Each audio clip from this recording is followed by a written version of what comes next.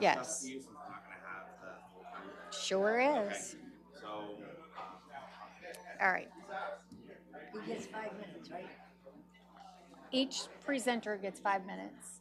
Okay, each presenter gets 5 minutes. Yes, ma'am. All right. Good morning, class. Sister Mary Elephant. Good morning, class. All right. You guys are being rowdy today. Quiet down. Good morning and welcome to the homeless workshop this morning. We're going to get started with an invocation followed by the Pledge of Allegiance and then roll call. But I want to go ahead and take care of a little bit of housekeeping here this morning. So we're going to have 6 presentations and they'll each have 5 minutes to present. And then after that, we'll be opened up to the public. And some of you may or may not be aware, but this will probably be a very long day for the Board of County Commissioners. So we're having this workshop this morning at 1 o'clock starts our regular meeting. And then we have a land use hearing at 5:01. And that land use hearing, when it was heard by the PDC, was 5.5 hours. So this could be a very long day for us. And I'm saying all of this to kind of set the stage. So at open to the public, if we could, there may be various organizations here, but if we could limit to one person that you designate as the spokesperson, if you would come up and do your 3 minutes, or if you have a record, letter on file, you'll have 5. But if you could kind of limit it so that we can get to our 1 o'clock meeting and then preserve our time for the long day, we would greatly appreciate it. But we do want to hear from all of you. So thank you for being here. And with that, I'm going to call Benjamin up from U-Turn for Christ to lead us in the invocation. Please rise.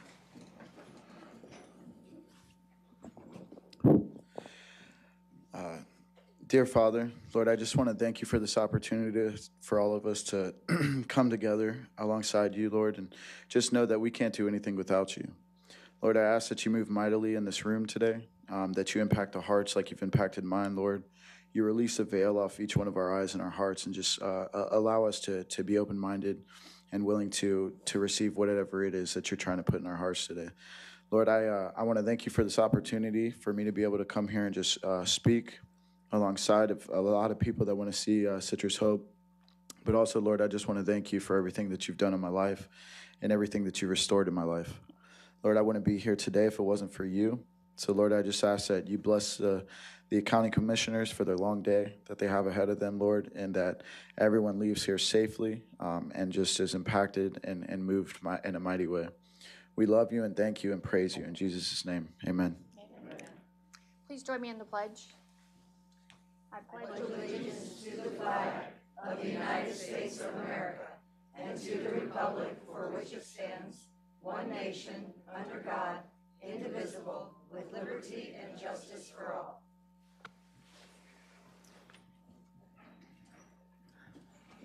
Madam Clerk, roll call, please.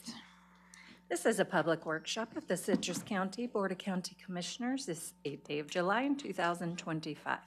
In attendance are Chair Rebecca Bays, First Vice Chair Diana Finnegan, Second Vice Chair Janet Barrick, Commissioner Jeff Kennard, Commissioner Holly Davis, and County Administrator Steve Howard. Thank you. Mr. Howard, I Yes, see that we have an additional item. Would you please read that into the yeah, it's record? B6, the Family Resource Center. RJ Fontana was scheduled to present, however, was inadvertently left off the list of presenters. So they will be presenting. Thank you. That's all I have. All right. All right, that moves us into the workshop. And what we're going to do now is ask Community Service Housing Director Michelle Alford to please come forward and give her presentation.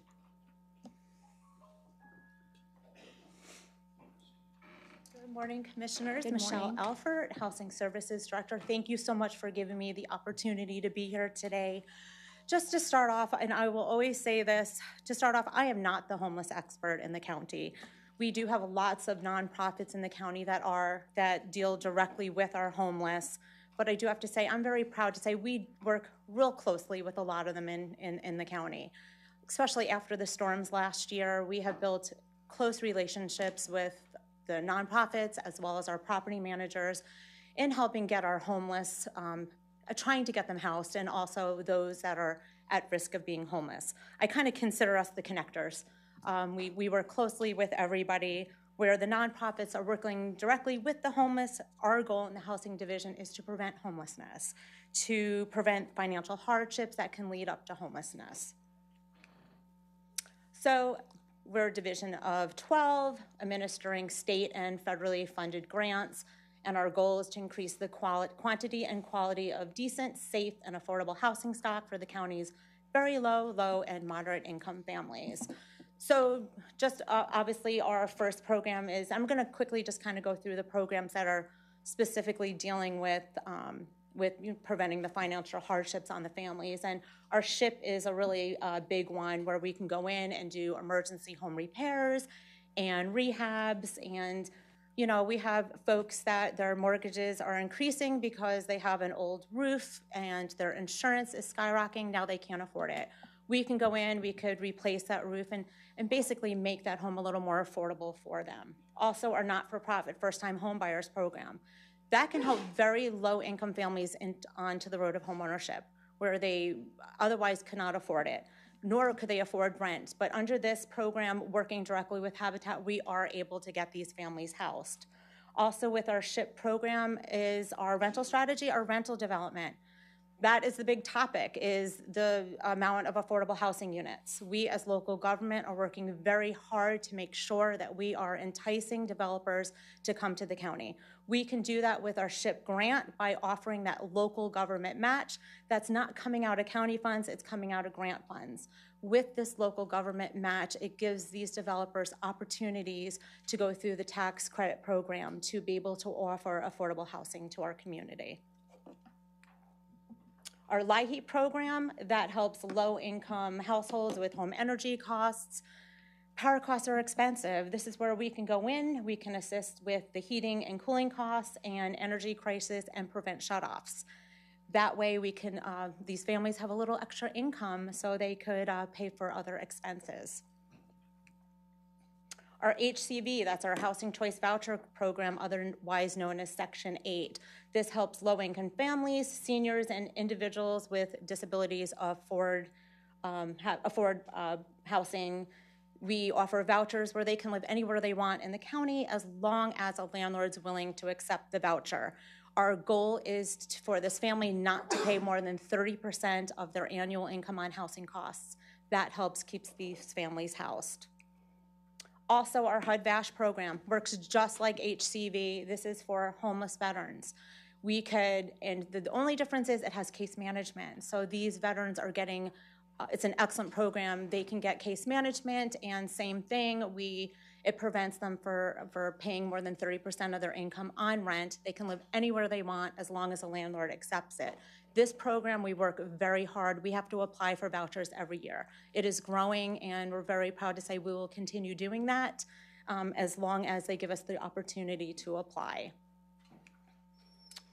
Future grant opportunities, I've spoke about this in the past, is our Housing Stability for Homeless School Children grant. This will assist homeless families with school-aged children get stability. We could help get them into housing. We will offer case management. Our goal is to get them stable, and it's families that have maybe were one paycheck away. Maybe they lost their job that caused this homelessness, or a sickness. So we're just trying to get them back up on their feet, get them stable. We're having a little wrinkle with it right now, but I am confident we will get through it and be able to apply for this grant later this year. It will be $500,000, and it will be a 2-year grant. So I know the big topic is there's no affordable housing in Citrus County. We hear it, there's no housing, there's no housing. We do have housing in Citrus County. Is it difficult? Absolutely. It's hard. Our county has experienced 2 storms, and sorry, I know. Yeah, okay. That's fine. Our county has experienced 2 storms and a tornado. We had 3 rental developments that were impacted. So is it making it more challenging? Absolutely. We have 20 affordable housing developments in Citrus County. It's over 1,000 units of affordable housing. 12 of those offer USDA subsidies, which means folks aren't paying more than 30% of their income, so they get a subsidy through USDA. Upcoming in 26-27, we have hopes of 160 units for the Cardinal Oaks project in Homosassa. And just a quick this is only on our programs that I talked about today. Housing Services directly worked with over 1,000 families, 1,216 families, and we put out $3.8 million in grant funding to help maintain affordable housing for our Citrus County residents. And that's my presentation. Thank you.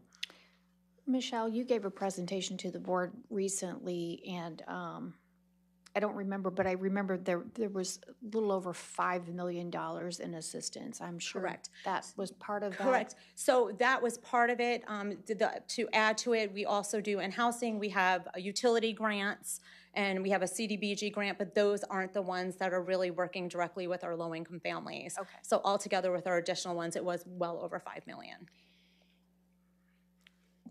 And I actually had you listen to a presentation one time that there's so much of this out there, so it's never clear to me. But I know that when we talk about low-income housing, I believe is the same terminology as they used. We were within the error margin that we could literally not, because we have we meet the criteria. Correct. And that we would be able to opt out of any further programs. Right. We are literally right on the edge of it. Mm-hmm. So to be able to meet that, we would have to have sufficient affordable housing units.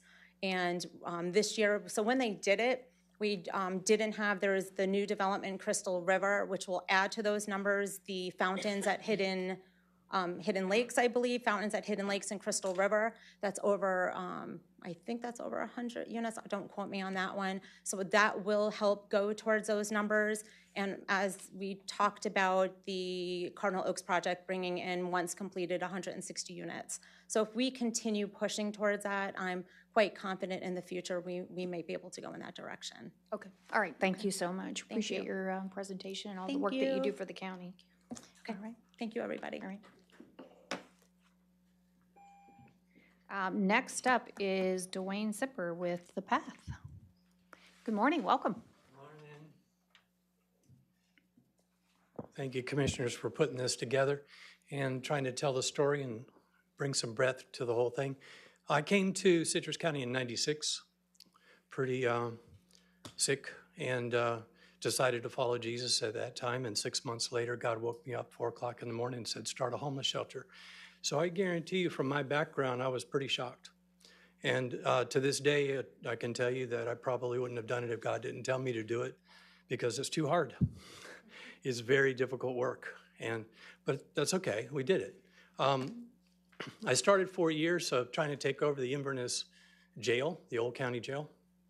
It's a parking lot now, and got in the newspaper. So what ended up happening is we started to educate people, because we didn't see homeless. We didn't see them on the streets. And so I didn't know what I was doing and why I was doing it. I just knew what God told me to do. And then 4.5 years later, we got a miracle where a realtor came up to us and said he had a piece of land. It was Pirates Cove. You've heard of that place? Pirates Cove was donated to us. All we were was a corporation on paper. And we owned it for 1 week, and we sold it for $150,000. And the Path was born. We had enough money to buy 2 houses. We found 2 houses in Beverly Hills that were in the mixed-use zoning, commercial zoning. And that allowed us to start running a homeless shelter. The reason they were so cheap is because there was no air conditioning. I moved into the house, got paid $19,000 a year, and lived there for 4 years. So there's very few people in the country, like myself, who have actually lived in their shelter. We put together the case plans because people were coming in and living in the shelter, and we put together those case plans by what they needed, not by what we thought they needed. That's very different. It's very different to put that whole program together the way that I put it together. And to this day, some of those things are still working. When I first started, all grace. Come on, everybody, come on in. I thought we were going to do bonfires, do s'mores, kumbaya. I thought I would get big hugs and kisses, and I'm still waiting. That didn't happen. So, but living in the shelter, it was very good for us, but it was rough. It was horrible. Then we had a couple of years where we had so many rules that you couldn't do anything without breaking a rule. I said, you know what, there's got to be some middle ground. So we came up with 4 zeros. No sex out of marriage, no alcohol, no drugs, illegal drugs, and curfew. And believe it or not, curfew was one of the most important things we did. Because those 2 houses on Melbourne Street, many of our neighbors had no idea that we were a homeless shelter for many years because we ran it like a house. The curfew was very important that I wanted to know where all of our clients were all the time. And still to this day, those 4 zeros are working and the curfew is still working, and you'll see that. So I started 1 house for men, 1 house for women and children. We didn't know what was out there. And we started getting phone calls for all kinds of different reasons. What did I discover? I discovered the vast majority of homeless is what you can't see. It's people that are displaced for so many different reasons. So we established a telephone intake. Still to this day, we do the telephone intake. It's very important to do those because what I'm trying to do is get agreement. And I don't want people coming from many, many miles to come to our shelter to find out they don't agree with our rules or we don't have the space. So that was, it kept increasing over the years, 17 years. We built it up to 4 houses and 2 offices. And then all of a sudden, the motel became available. Well, the motel was very important because there were times where women would call in with 4, 5, 6 kids. We couldn't take them. There was too many. There would be married couples, couldn't take them. There would be dads. What was happening in the court system is the fathers were getting, the foster care was so overwhelmed that the dads were getting the kids. And there's almost no place in the state, a shelter, that takes dads with kids. So the motel, overnight, as we did the capital campaign and purchased the motel, solved all of those problems. We've been in there for about 5 years now, and it has worked beautifully. The staff constantly moves people around from room to room to room, depending on how many kids, whether it's dads with kids or moms with kids. If you ever want a tearjerker session, come on up to the shelter when the parents are reunified from the court system because the kids are in the foster care system. It's really important what we're doing, the work that we're doing. It's a long-term program, 4 phases. We found that if you keep people longer, the longer you keep them, the more apt you are to have recovery. It's that simple. Thank God we have the space and the money to do that. It cannot go without saying we are 100% privately funded. You got to let that sink in. To this day, we are 100% privately funded by Citrus County residents. Yahoo, Citrus County. So that is very important to understand in where our funding stream comes from, but that you have a gem. We have put almost 4,000 people through our shelter, and back, many of those people are in the workforce today supporting what we're doing, and I'm sure that you know that you have a workforce shortage. So we're very happy to work. We average around 60 people. So I don't know if you have any other questions. I piled a whole bunch of information very quick at you. Board, do you have any questions? Thank you so much. We appreciate you being here. Bless you. I will just say one thing, Dwayne, since we kind of were building our shelters simultaneously Together. at the same time, that from someone that worked with you for many years, we've agreed on a lot, we've disagreed, and I know you've always had a heart for what you're doing, and I'm proud of you. I hope you take that in the best way of what you've done, because the number one issue, and we both sat on the board of the Mid-Florida Homeless Coalition, that we needed to solve was family shelter. Obviously, in the work I was doing, we couldn't do that because it was a domestic violence center. But you really stepped up to the plate for Citrus County, because that was the whole.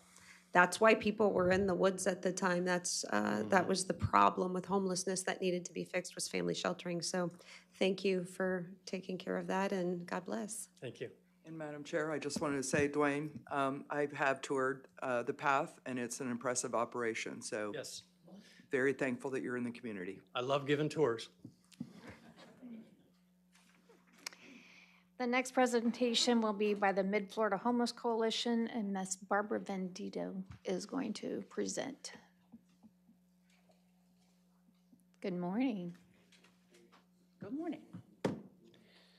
My name is Barbara Vendito. I'm the Executive Director of the Mid-Florida Homeless Coalition. We are the lead agency for the local continuum of care. We cover all 4 counties. Today, obviously, we focus on Citrus, which has its unique homeless challenges. As lead agency, Our role is to work with the community partners in creating and maintaining a plan specific to the needs for the local community. Our role also includes applying for and receiving federal and state fundings. We act as a pass-through agency. We take in the funding and we grant it out to local charities to do what they do best. We make sure that those goals and how they use the money is frugal and to fulfill the plan the community has designed to reduce and eliminate homelessness. It's our responsibility to prevent the waste, fraud, and abuse that we hear every 5 seconds these days. We monitor the agencies that receive funding to ensure that the funds are spent appropriately and timely so that we can, again, apply for more and receive more into the community. We also manage the Homeless Management Information System for our local area. It's known as Clarity. And according to the HUD standards, we operate the coordinated access entry. That means that anyone who's homeless in the county gets the same experience. They have the same entry point, they have the same assessment, and they go on the same list and are placed according to their needs, regardless of what agency they walk into. The slides that I brought with me show the cumulative numbers for Citrus County. I can tell you that as of last night, there were 562 people who were unsheltered living on our streets, and those are unsheltered homeless. As you can see from the second slide, Citrus County has a very limited number, 43, of emergency beds, and those are specific to domestic violence survivors or to veterans. Our local homeless population is in large part not who you think it is. You won't see the majority sitting in a gas station parking lot or panhandling at a stoplight. In every community, there are those that have made life choices to not work or suffer with substance abuse or mental health issues. They just plain choose not to participate in our society. However, the population that gets overlooked, by far the majority of our homeless, they can be easily assisted. They're just too ashamed and embarrassed to ask for it. These are your neighbors, your friends. These are people living paycheck to paycheck who had some kind of catastrophe that cost them one of those paychecks. These are the people that sit beside you at church or whose kids go to school with yours. We know the numbers of people in this community are growing, especially in the segment of over 60. Please allow me to introduce Stephen Teester, who is one of my board members. Good morning. Good morning. Stephen Teester. I'm a senior attorney with the Regional Council of Florida, and as such, I represent the vast majority of the parents who have become entangled in the child welfare system. If there is a parent in this courthouse that comes in this door, there is about a 95% chance that I represent them. That's my day job. As a passion, I am passionately concerned about homelessness. And that's because when I was a child, I was homeless. I've been there. I know what that's like. I know what it's like to live in your car. I know what it's like to not know where your next meal's coming from. I know what it's like to not know where you're going to sleep that night, but it's probably going to be in the back seat of a 1973 Catalina.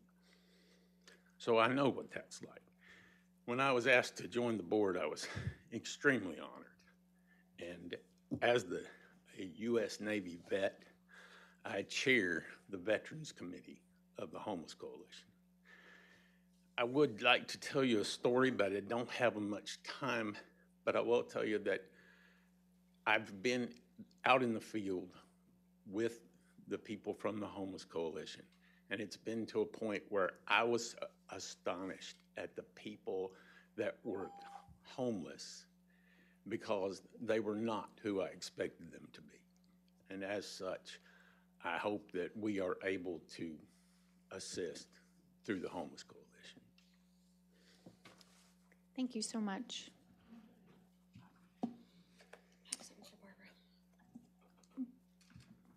Ms. Ms. Vendito. Where'd she go? Ms. Vendito? Commissioner Finnegan would like to ask you a question.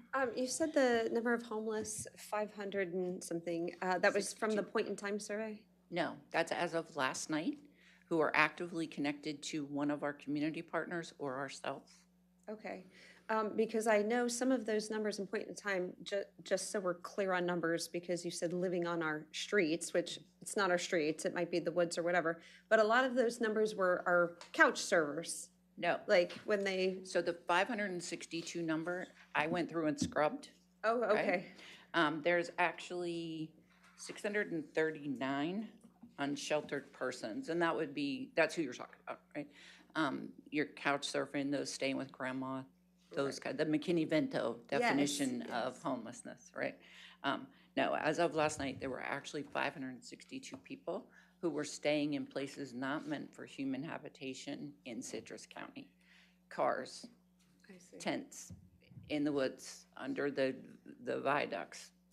It's horrific, and that number is growing every day, and that the bulk of that population is not someone who needs to go into rehab or needs that kind of mental health support. The bulk of that is the average everyday citizens who just need help back up. They don't look like homeless. They're literally who we're shopping next to. Who has the rapid rehousing dollars now? Who's giving those out? So we just ended a fiscal year.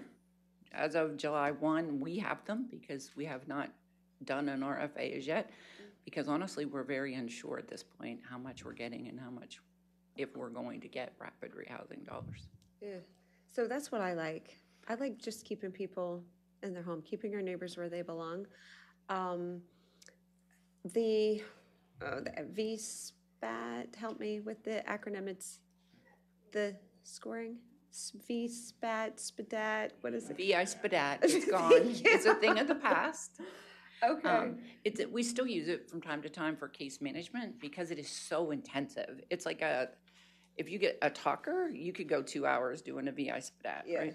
Yeah. It also, they've found out it leads people to give answers, to make themselves sound like they're more desperate than they are so that they can get help faster, which in fact actually hurt them. And I'm a little happy that's because that was my concern for the rapid rehousing. Like it seemed like services were going to what they would define as chronically homeless, which are people, and I understand not all, but some that are drug addicted and needed, their first issue wouldn't be homelessness, right? Exactly. So if you help the first issues, maybe it would prevent it. And then those that, it seemed like back in the day, it would suffer if they were our neighbors just trying not to be homeless. And I always thought that was a little upside down. But thank you for fixing that. And Mr. Teester, always a pleasure to see you. Thank you for the work that you do in our community. I know from personal experience with the children, the lives that you've touched. So great job. Ms. Barber, I do have one other question. So the 562 people, and you reference them as people that we go to church with or shop with. So those 562 people were previously lived in Citrus County for a period of time and became homeless? The vast majority, yes. Yeah. Most of them are employed. Most of them go to work every day. They were truly families living paycheck to paycheck who had an illness, a car accident, just something that was enough to suck enough funds away that they could not stretch a paycheck. And you get behind and it snowballs, especially if it's an ongoing incident, such as a car accident where you're getting medical care and you're paying your co-pays and you're paying while you miss work, you're losing wages, et cetera, and it snowballs. And then you can't catch up. And they really just need help catching up. The issue then becomes they're so ashamed because they are people we're with every day, right? They do everything they can to hide to the fact that they're experiencing homelessness.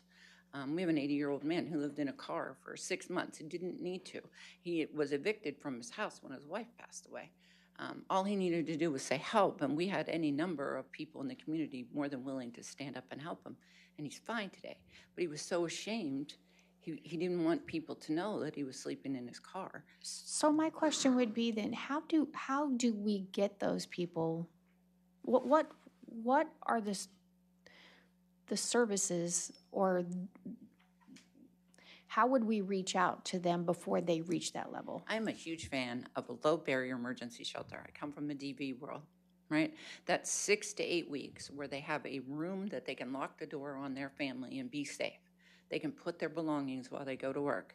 They can get connected to the Well, community I'm talking about partners if that they're work so hard. living somewhere before they get evicted, how do we capture them at that point? So it's about funding streams. They're more often than not, and I hate that I have to say this out loud, but more often than not, I have to tell them you have to be homeless a day before I have funding that can help you. There are homeless prevention programs out there. There is funding available. It is very limited in scope, and it is, sometimes it's the answer to the problem and all they need. Most of the time, you need a private funding pool that with no restrictions so that you can reach out and help them. I can help people pay for medical expenses if I have a private grant, which allows them to keep all their paychecks and stay on track. All right. If I can jump in real Yes. quick. Madam Chair, I would say also that the community partnerships that they build and the relationships that we build with the people who are in this room right now and other people who are not in this room right now but need to be, those community partners are the ways that we keep those people in those houses. And Madam Chair? Finnegan first, please. The idea, and it still exists, but I don't know that many people know, probably people in this room do, so I won't say show of hands who knows, because these people probably know, but 211, and you've probably heard of it and then probably forget I know, about yeah, it because yeah, I know, yeah.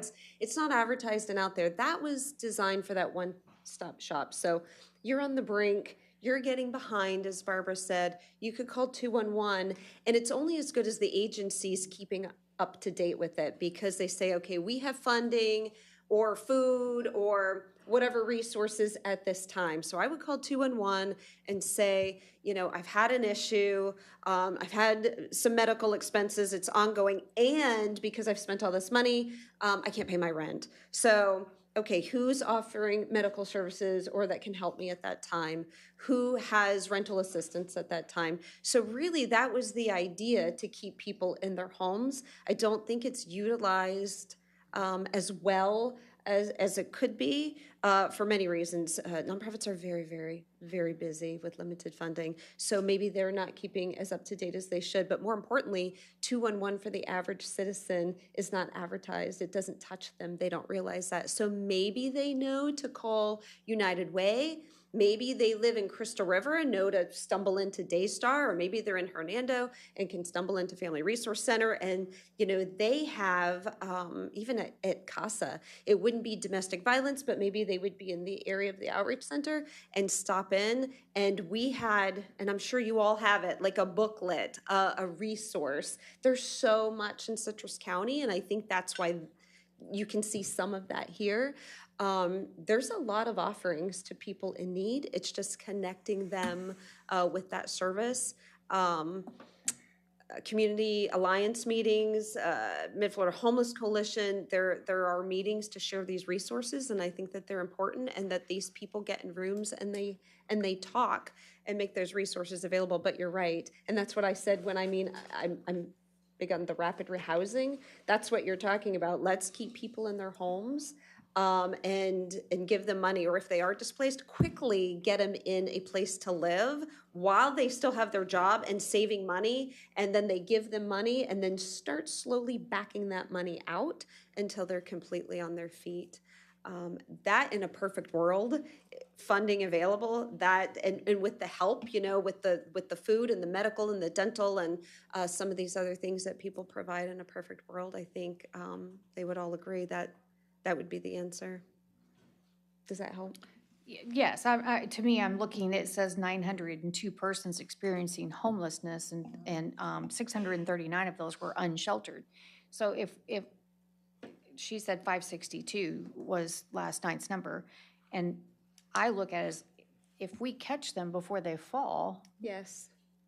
that's where that's the missing link. And some of that's going into an agency and just getting some food or getting that dental care or medical care, getting some rent money. Veterans Foundation, we sit on that, so that's for veterans, but that's what we're doing, providing that stopgap. They explain, we had this happen, or it could be a spouse or, you know, a living person of a veteran. We had this happen, can you help me stop the gap? And that's what a lot of these people do. There's stop gaps in between to try to prevent the homelessness. And that's why seeing everyone in this room is exciting, because that's what we need to do. We need to prevent it. And I realize that there's people out there, and I tried to explain that at the strategic planning meeting. There are different types of homeless. The ones that don't want to be homeless, let's make that happen. But I don't know that it's not popular to say, so I don't know if anyone would actually say it, but there are people that we would say homeless because they're not in a home, but they're really land living people. We wouldn't like to live that way, but they are literally choosing to live on the land and want to be distanced from bills and society. Those people you're not going to bring in. You're just not. And I see you shaking your head, so thank you for backing me up on that. But yes, our working families, and that's why I praise Dwayne for that, because that was a big hole in the day. We're plugging those holes. We're letting our working families stay together, and these great people out here are stopping the gaps and filling in. And thank you for the work that you're both doing too. Commissioner Davis? Thank you, and thank you, Commissioner Finnegan. I was going to bring up 211, so you thoroughly covered that, and I agree with everything you said. Well done. I wanted to add a shout out for United Way. I think most everybody in this room knows, but I'm saying this for the community because sometimes people actually decide to watch our meetings. So United Way, I'm a big fan of divide a large problem to conquer with teamwork, and I'm so thoroughly pleased that United Way has taken the lead on the ALICE population, which is that one paycheck away from a disaster. And so they have decided that they're leaning all in on that, and they're doing a great job with it, including locally, so I'm super happy with that. That leads to the idea that there's really no one answer to fix this problem. It really does take teamwork between all of the various entities. Barbara and Stephen, you guys are an integral part of that answer, and your great presentation. Thank you. As someone that works in communications, this was actually a really great infographic. So thank you for making that super clear. And to your point, Commissioner Finnegan, on land living people, certainly there is some percentage that aren't ready and maybe never will be ready. But if and when they're ready, we'll have an answer for that. And then of course the governor has made it illegal to be homeless basically, so we have to arrest them if we find them, which is a whole nother area of concern. So thank you, Madam Chair. Commissioner Barrick? I had one question. I look at these numbers and then I say, where are you getting them from? In other words, are they people that came in for services and then you put them on a roll? Because I know of teenagers that are living with families on a couch, but they're really not on a couch, they actually have a bedroom, where the grandparents are still collecting Social Security for that kid.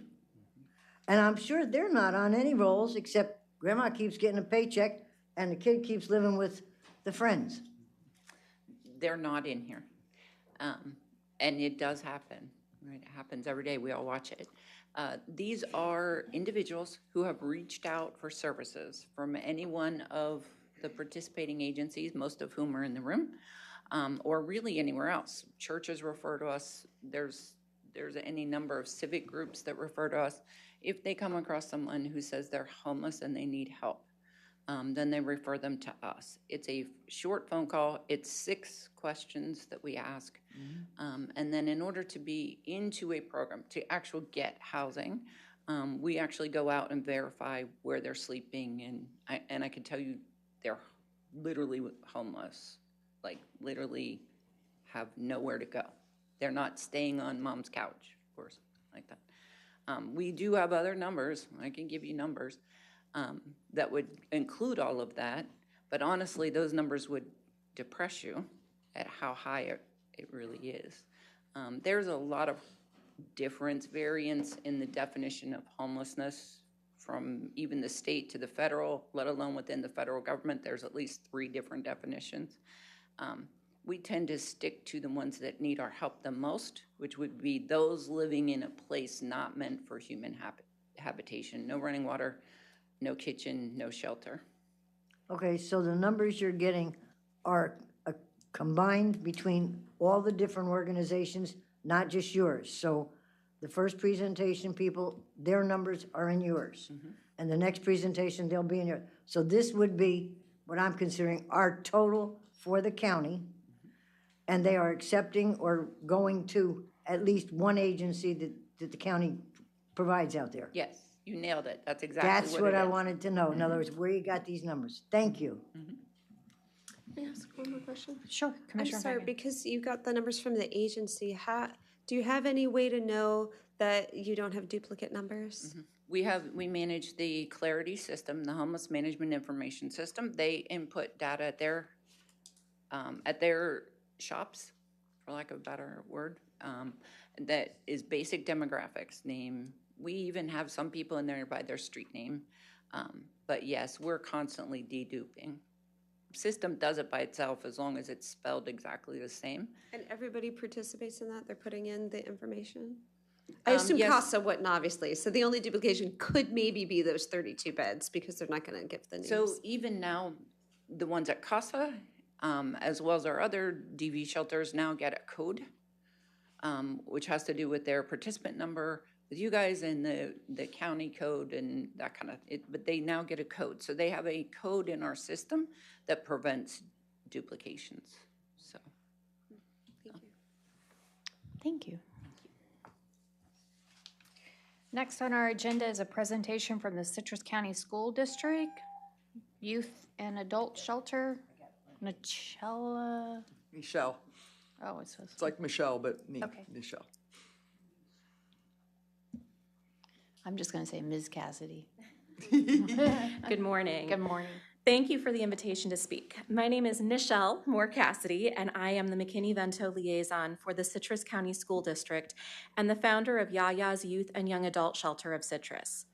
The McKinney-Vento program is federally mandated for all school districts in the country. The program's primary purpose is to identify students experiencing homelessness and provide support to families by removing barriers to education. Citrus County averages 755 McKinney-Vento students annually.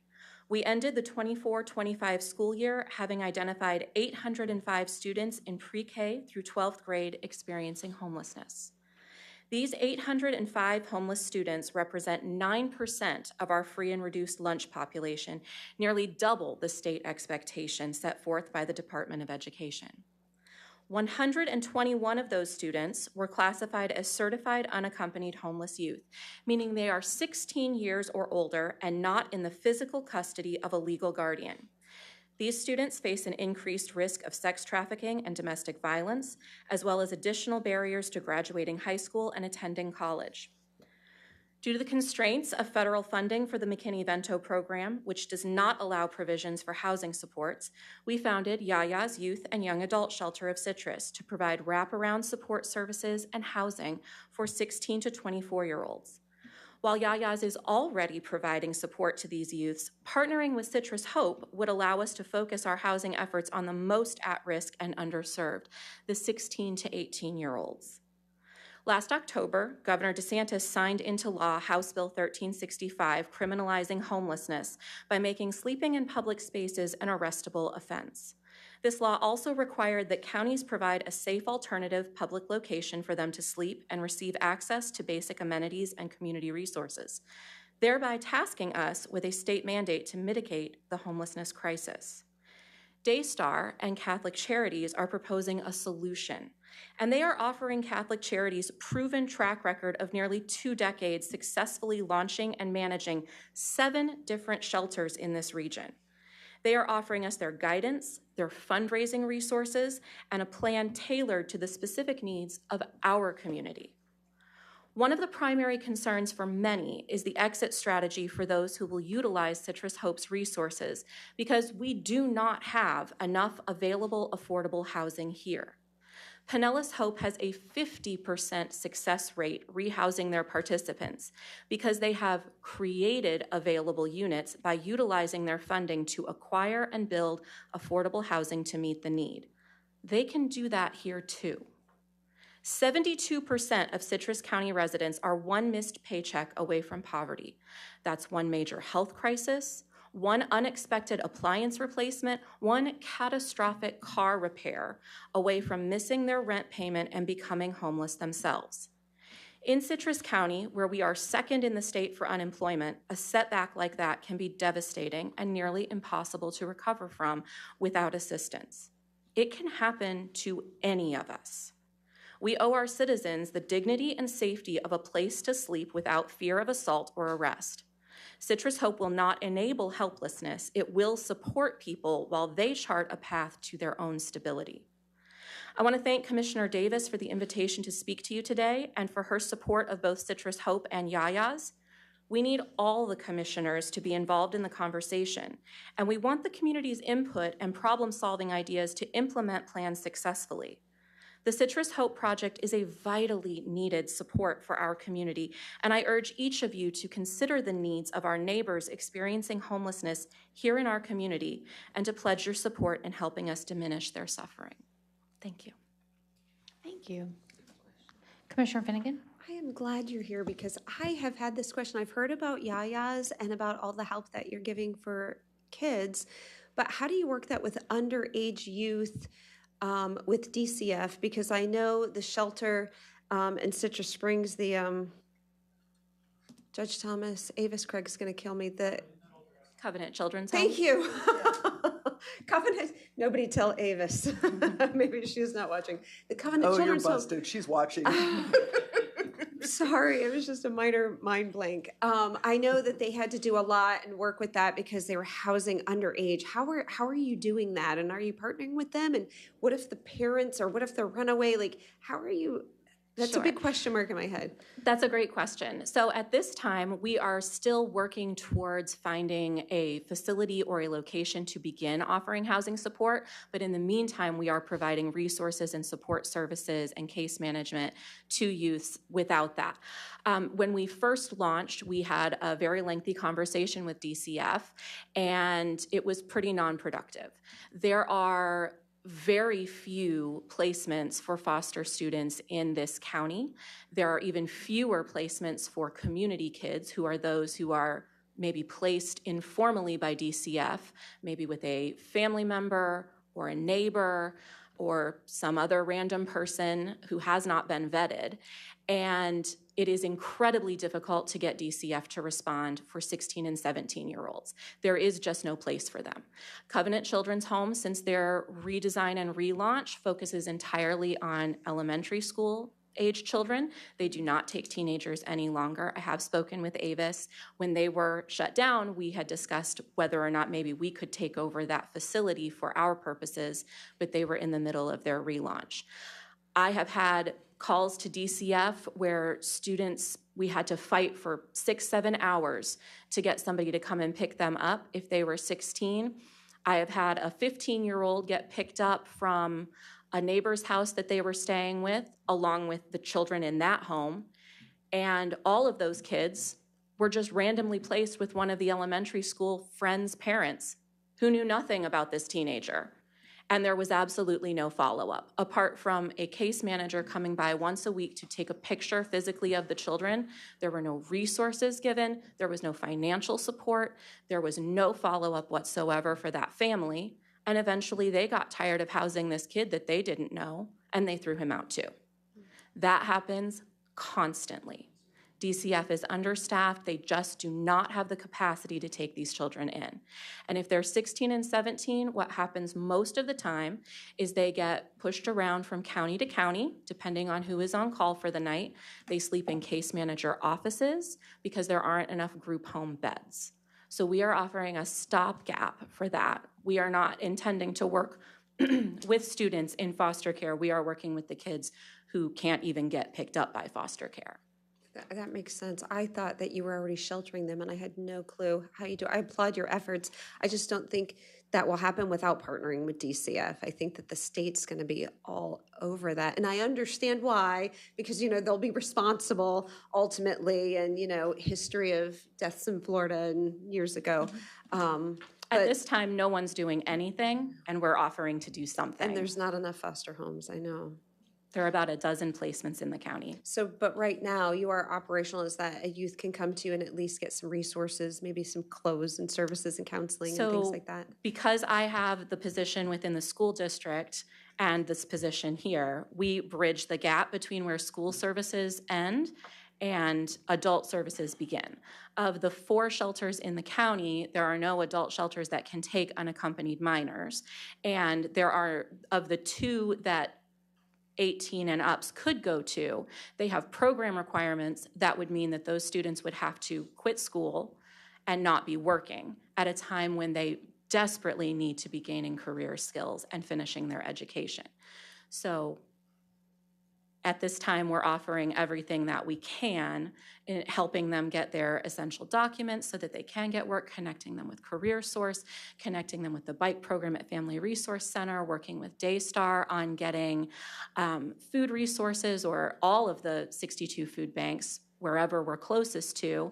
And we also partner with the state park system. When we need to place a student and we don't have housing for them, we will rent a campsite. We will provide camping equipment, show them how to set it up, and we will provide supervision as needed. Thank you. You're welcome. Any other questions I can Davis answer? first. Commissioner Davis. Since we don't want to drag on too long, but let's you and I talk offline. I would like a more thorough briefing on exactly what the legal landscape is. I think Commissioner Finnegan is better briefed on that than I am. There's a couple of things that I can offer. In Tallahassee, I was with one of the chamber groups that met with leadership of DCF, and I told them about this Citrus Hope and Yayas and the whole principle behind all of that, and they seemed very enthusiastic about it. Of course, they're also talking to a commissioner, but I got all of their contact info, and so I didn't even think about it till now, so thank you for that reminder. And then secondly, through Florida Association of Counties, we can propose bills to go to Tallahassee. So if there's anything that needs to change from a Tallahassee standpoint, if I can get enough fellow commissioners on board, then we can, because I sit on one of the committees that would do that, and see if we can get some sort of legislative priority put forward by Florida Association of Counties. Thank you. We'll take all the help we can get. Commissioner Barrett.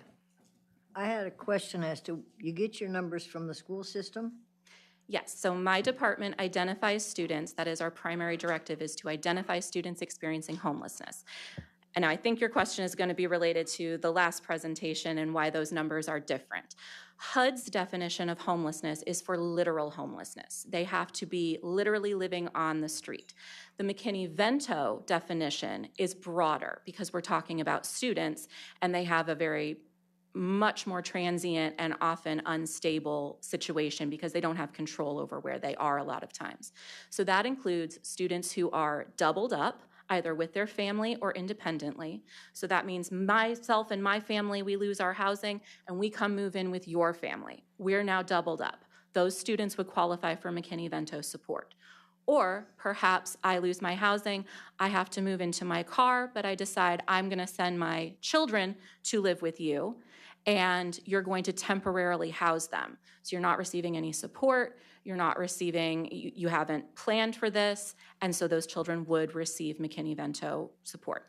It also covers anyone living in a shelter, abandoned in hospitals, staying in a tent, a car, a campground, any place not meant for human habitation, including those in substandard conditions. For example, we had several families after the hurricanes who remained in their homes, although there was a mold infestation, there was no power, there was no running water, there may be a rodent infestation, or they were living on the property in tents, but they could not be in their homes. So we cover them as well. Okay, and you keep the numbers like below 16 and above 16, or you just keep one set of numbers? Pre-K through 12th grade, including anyone who is dual enrolled in college.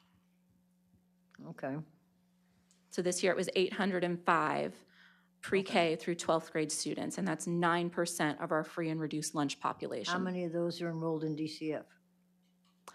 Well, we are not allowed to double dip that. So Okay. if they are already in foster care, when we learn about them, we do not count them, we do not provide services. Okay. If DCF has picked them up but has not placed them in their custody, meaning like that other student, they just dropped him at a neighbor's house and they did not put him in the system, they were not providing support, they were not providing any follow-up, then we can cover them. And that's essentially important because of transportation. We want to maintain the continuity of a child's education as much as possible. So one of our provisions is we will provide transportation anywhere that these students end up to their school of origin, even if they're out of county. That's what I was going to ask you, because if you brought them to the friend's house and they live in a different district or different school district, Right. they still go back to their original home? If it is in the best interest of the student, we try to keep them in the same school as long as possible. We had a family living in Dunellen for several months. I drove up there every day for months to get those kids and take them to school, and then we had someone drive them back after. Okay, thank you. You're welcome. Commissioner I Finnegan. just want to address Commissioner Davis. You actually, if you have some questions, you have an expert that you have access to. I sheltered a 17-year-old victim of human trafficking that was pregnant years ago. Got with the DCF attorney who was tough but fair, and I'd like to think I didn't meet her expectations. I exceeded them, and that is none other than Beth Antrim. Oh, wow, I didn't know Yes, so I'm sure that if you have some questions about the legality of that, you have access. You're welcome. And I don't mean to disparage DCF. They're understaffed. It's not their fault. They don't have the capacity to handle this. So we're stepping up to cover. I don't think any of us are disparaging their work at all. They're overmaxed. Thank you very much. Thank you. Next, we'll hear from Maggie Rogers from Catholic Charities. Hi, Maggie. Thank you for having me again. Rather than me go through the slideshow, if you just want to put it on a loop and it can continue on, that's fine. I'd like to reiterate a few things that I may have mentioned before and some questions that have come up in the interim. Catholic Charities now has 7 homeless shelters, 3 of which are modeled after our 18-year-old operating Pinellas Hope. Much of our success of our 4 Hope shelters is due to our partners with our community, government, and our collaborations with other service providers. Of our 7 shelters, the success of our clients is measured by those moving to permanent housing. The national average for those exiting to permanent housing, according to HUD, has dropped from 40% in 2019 to 32% in 2023. Many reports indicate success rates at a staggering only 25%. I'm proud to report that 50% of those exiting our Hope shelters are moving to permanent housing. And often we see those that didn't move to permanent housing during their first stay with us make it on their second stay. Our Hope projects are as low barrier entry as we can safely be for those working for us and residing at the shelters. While we reserve the right to do drug tests, we do not make that a condition of acceptance.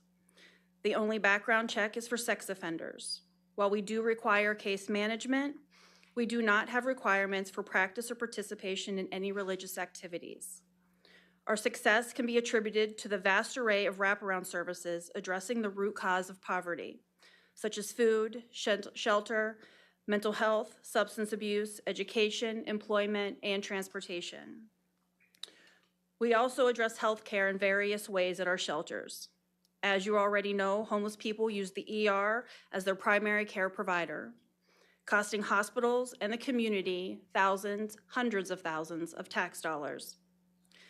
Tampa General Hospital recognized the need and assisted by sponsoring an OnMed care station, essentially a virtual doctor in a box. Since opening the care station in October of 2024, Tampa Hope has seen a 50% reduction of 911 calls. Mr. Smith, the COO of the HCA Citrus Memorial, had lovely comments regarding his collaboration at Pasco Hope and said that Citrus Hope Shelter would be a significant addition to our community. It would provide a safe haven for patients without homes, offering support services and programs that assist them in regaining their independence. The benefit of this shelter is for patients we serve in Citrus are immeasurable. In February of 2025, the Mid-Florida Homeless Coalition reported 718 individuals seeking homeless services. Today we heard, and Mr. Arnold also reported in the Chronicle, that there are 902 individuals experiencing homelessness. It was reported 639, I think we heard the number might be a little lower. And if your concern was having a Citrus Hope project would attract the homeless to move to the county, I ask that you shift your concern to the implications of not having a Hope shelter, given that just in a few months, the number has increased by over 200. While HUD has not explicitly removed the Housing First approach, there has been a shift in focus. Catholic Charities has several HUD-funded projects, and this year, HUD removed the Housing First language in every contract. Yet I stand here today to tell you that access to affordable housing is just as important as a Hope shelter. Catholic Charities now has over 2,000 units of affordable housing and is committing to expand beyond our St. Benedict housing project in Crystal River. One might say that we don't need another shelter, we need housing. But in the meantime, do we do nothing? Do we leave them on the streets? Do you wait for another 900 units to be developed? To build 18 units of St. Benedict housing, Catholic Charities spent $2.8 million, which would mean to house the 902 homeless, you would need roughly $140 million. An average night at Tampa Hope for 235 individuals with all the wraparound services is just under $26 per night, totaling $2.3 million a year, far less than the average night it costs to be in jail. Funding for a similar project can be done entirely by fundraising, but all other municipalities where a Hope shelter is located provide some level of assistance, and they have found extraordinary value in the success of the program. Catholic Charities is committed to the investment of Citrus Hope in Citrus County. I love to brag about our ability to open a shelter quickly, and I mean super quick. I've done it in 7 days, 30 days.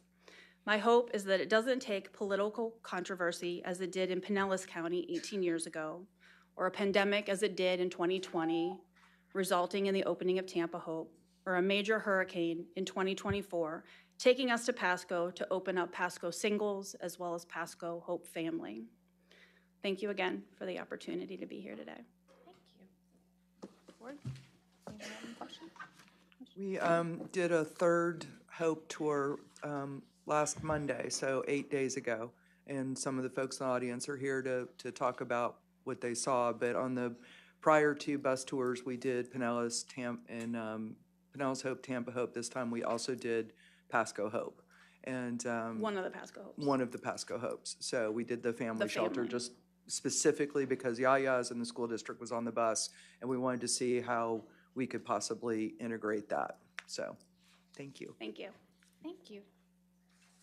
Next on our agenda is Citrus County Family Resource Center, RJ Fontana.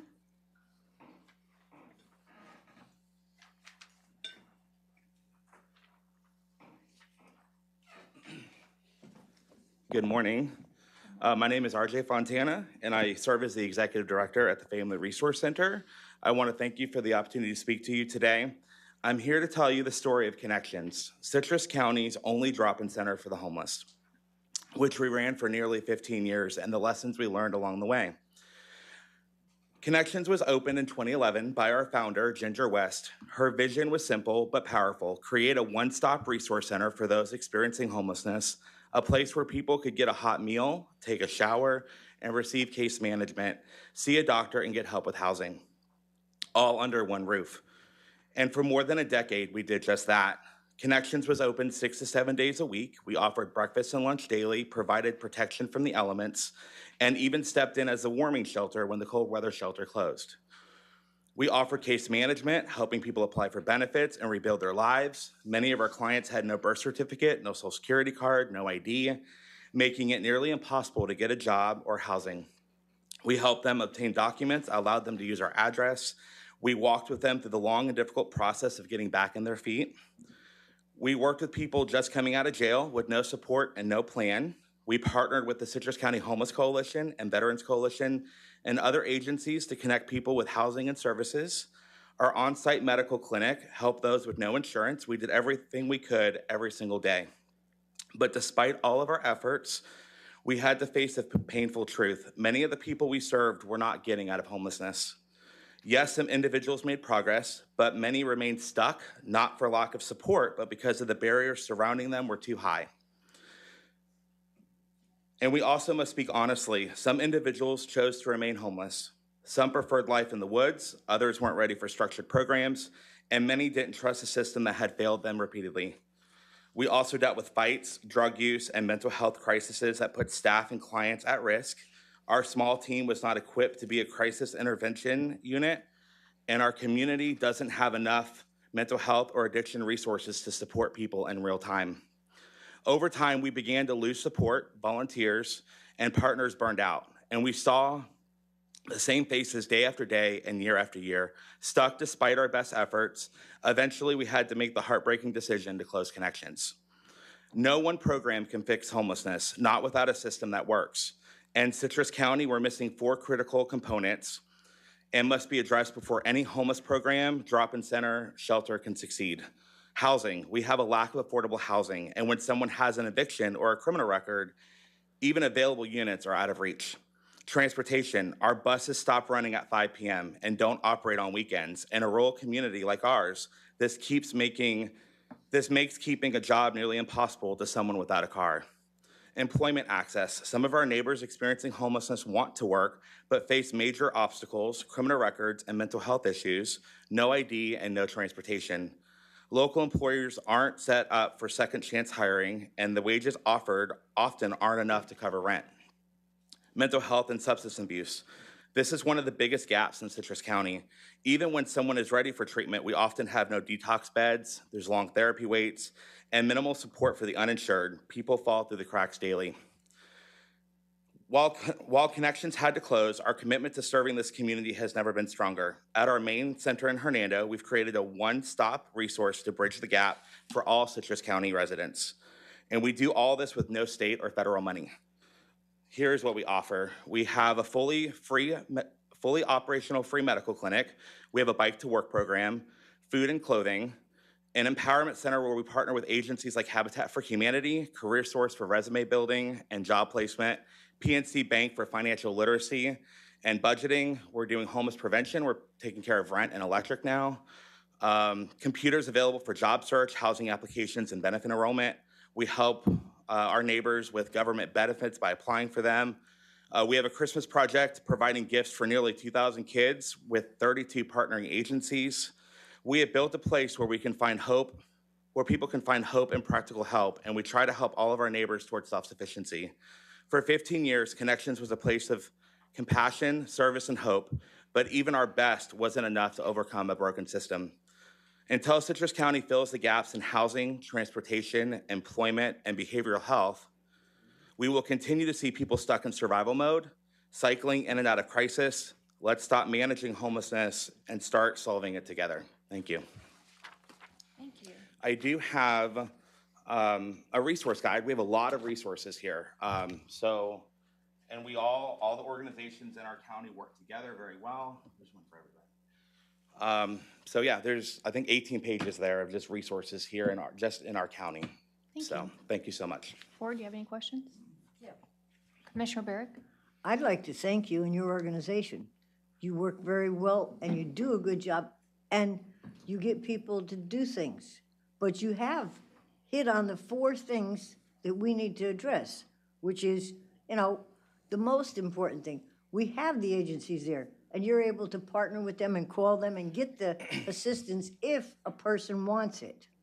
So when I see this homelessness, you are filling a gap, and that's what we need, organizations that fill the gap and contact the organizations that are getting the grant money so that they can work with you to get the homeless, if they so choose, And that's the biggest thing, is if they so choose to stop being homeless.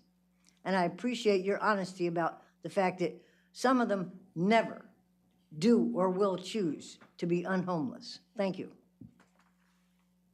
Commissioner Finnegan? Just since you mentioned connections, I thought, I want to thank you. I know you're doing great work out there, but your predecessor, the late, great Ginger West, it was a good idea at the time. And everyone got behind her. It was a big fight for the showers, of course, but her thought was if they could just shower and get some of these resources that you're offering, that's what they would need to be able to be presentable. But it just all didn't work out that way. But she started a great thing. You're continuing a great thing. So I wanted to thank you. Along that line, I did have a conversation with someone in Homosassa that does a Christian church-associated outreach, and they talked about going in, there's populations in the woods out there. I don't believe it's people trying to get back on their feet and get jobs. The sure has been out there. It's a lot of drug use and things out there. And the church going out and feeding, and we're friends, we all want to help people. And we had a real conversation about, when you're delivering the food and you're saying, come in here and do the laundry, are we helping at that point? Are we encouraging to keep in that lifestyle? And the answer I got, which was very fair, is yes, I agree that that's probably what we're doing, but we don't have the same mission. We're not trying to get them housed. We're just trying to reach them for Jesus, and let him do the work. So I think people have different missions. So the people that do go out and are doing feedings and stuff, it's a different mission. Everyone's trying to help in a different way. I will say, is it okay if I talk? Yes. I will say there's a lot of Band-Aids here and there's not enough money. So we have resources, but the resources are very limited. So we only have 4 or 5 organizations right now that are helping with rent and electric, and we cannot keep up with the demand of people that need help. So I know United Way, we just received a large financial donation from them to be able to help our Alice neighbors that are working with rent and electric, but it's not nearly enough. And so, that's those 4 key components we can do. Just whatever we do here, they will not be successful if we don't tackle those 4 key components, because we saw it over and over and over again. We're missing the mark if we don't take care of those 4 key components. Madam Chair. Commissioner Davis? Great job, RJ. Thank you. I love taking the tour there, and you are doing fantastic work. I'm 99% sure that I'm correct on this answer. You are using Clarity, right? For the double dipping to Yes. eliminate So that? we are in the process of getting retrained. We hired our social services coordinator that we're doing full-time case management now. And so we are in the process of working with Mid-Florida Homeless Coalition. We do have access to Clarity through another partnering agency, but we are not fully submitting right now because we don't have the capability without being trained. And Commissioner Finnegan, maybe you've done a better job at memorizing what George Smallstig always says, the 5 things, like the first time somebody gets assistance, they're grateful. And I think the 4th one is an expectation, and the last one is entitlement of the 5. And so there's, this is all supposed to be a conversation about a hand up, not a handout. Absolutely. And allowing people, having a variety of resources to give them a stable foundation from which to save themselves. Because sometimes their current housing may just be unsustainable, and they just need to reduce the cost of housing somehow. If they're in a more expensive, then maybe their lifestyle, maybe some of that stuff needs to happen. And I know Anne Marie from Daystar said she has to parent the parents. These are parents that weren't parented well themselves. They have kids, and they are literally grocery shopping at Wawa. Yep. Which is highly expensive and really detrimental to overall health, which then has other downstream effects. So a lot of different solutions to solve a very complex problem. And I'm grateful for everyone here in the room that I think maybe we finally have a good head of steam to all work together and improve our success rate. So before we take care of any financial needs, we reach out to United Way, and they give us kind of a breakdown of who's in Clarity at this point in time. And then we also require them to go through a budgeting class because we believe that is the problem. Either they're not making enough money, they're paying too much for housing, or they need to be educated and make a budget. So we're thankful for PNC Bank for partnering with us with all of our neighbors that we're helping, because ultimately we can pay a bill, but we're not solving it if they're not being educated on how to manage their money. And like you said, you'll be amazed about when we look through those bank statements, the majority of it is going out to eat and buying convenient food, already made food. Commissioner Finnegan. It might not be fair to ask you this question, but we just helped at the Veterans Foundation a veteran who has a mortgage on a mobile home and paying rent on a lot. And the lot rent was like $900 and something a month. Is that, y'all are shaking your heads, is that typical right now? That's I said, cheap. that seems rather That's cheap. high. That's cheap. But for the mortgage for the price of the mortgage of the mobile and the price of the lot rent, in my head, I'm doing the math. I'm thinking their monthly nut could go to, a brick house, or, because it was on the other side of the county. And I'm thinking in a more stable, wind resistant, flood resistant location. Yeah. So, And so that's been the biggest hurdle, because when we talked about limited funding, the majority of our rents here are about $1,800 to $2,200. And so that's where it gets really sticky and tricky, because when we have limited funds across the board, they're going quicker than they were even 5 years ago, when they were only $700 for rent, $800 for rent. well, you're saying rent. I'm saying just the rent of the lot. So they have a mortgage on a mobile home and then paying $900 and something just for the spot Rent, that it mortgage, I mean, sits. the same. I mean, everything's gone up. I mean, unfortunately.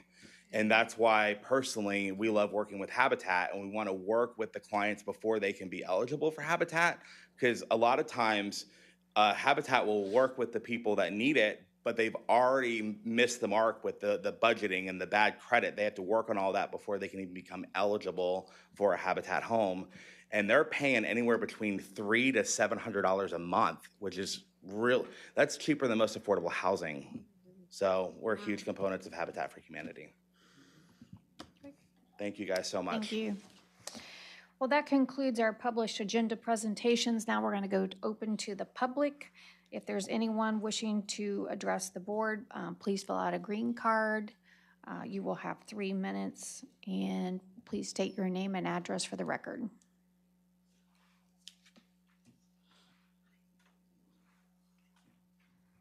Thank you. My name is Heather Kogar, 1800 Colonnade Street in Inverness, Florida. I think listening to everybody speak today, what it sounds like to me is the bigger problem is the more years go on, the more resources and the more money and the more homelessness and the more people that need help, it's growing and growing. But what if there was an option and there was a solution in the next 5 years to cut that in half to where those resources aren't needed as much? And in fact, there is a solution. I see Commissioner Davis and Commissioner Bays, you two, Commissioner Finnegan, at some of these conferences that we go to at the Florida Chamber. And it's called the Prosperity Project.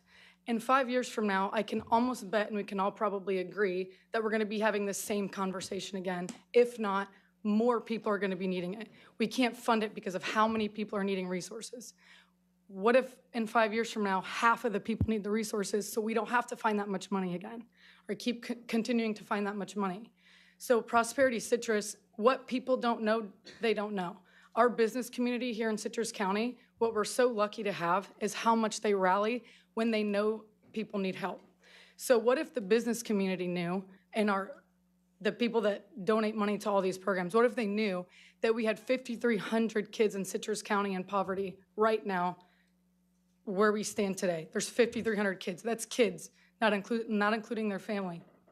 What if in 5 years, excuse me, what if in 5 years that's cut in half by implementing the Prosperity Project model, which no state in Florida right now is fully implementing in every zip code? We have 13 zip codes in Citrus County, and if there was a leader in each zip code attacking the 10 root causes of poverty, imagine where we would be in 5 years from now. I think everybody that's coming up here to speak and all these resources that we have in Citrus County, again, people don't know what they don't know. I didn't know half of these resources. I was a deputy sheriff here for 6 years. I sell real estate full-time. I was in the foster care system, so I know what it looks like to need help, and I know what it looks like to watch people that need help. So half of these resources, if we don't know about them, how do people reach them? If you're not familiar with Hope Florida, Hope Florida, First Lady Casey DeSantis founded in 2021. It's a pretty new program, but it is a one-stop shop resource, but they aren't the ones providing the help. When you call the 833 Get Help hotline, that phone number reaches an American human being that talks to you and directs you to the resources that you need in your own community. So all of these people that came up with their programs and all that, they're amazing programs, obviously lacking funding and support. What if they partnered with Hope Florida so that when somebody did call that hotline, how much time do I have? 2 seconds. Oh, sorry. I mean, I could go on about this forever. I just think that we need to be a little bit more aware of our resources and get more involved with Hope Florida and the Prosperity Project. And if anybody would like to know any more about it, I would love to talk about it. I'll probably need about 30 minutes next time, though. So thank you so much. Thank you, Heather. Madam Chair, I'll do my address later, but just for the audience, because this has been directed at me before, a question. Hope Florida is completely unaffiliated with the Hope shelters that Catholic Charities does, just as a point of clarity. But I'll address the rest of it later. Sure. Thank you. Thank you. Next, please.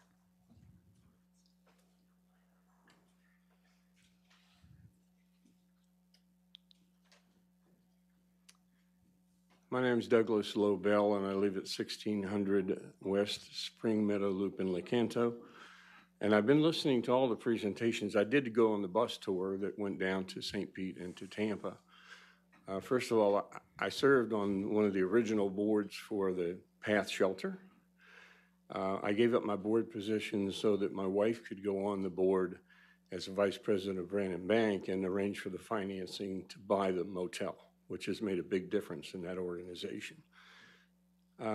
Back in the day, in 1975, I was a home builder.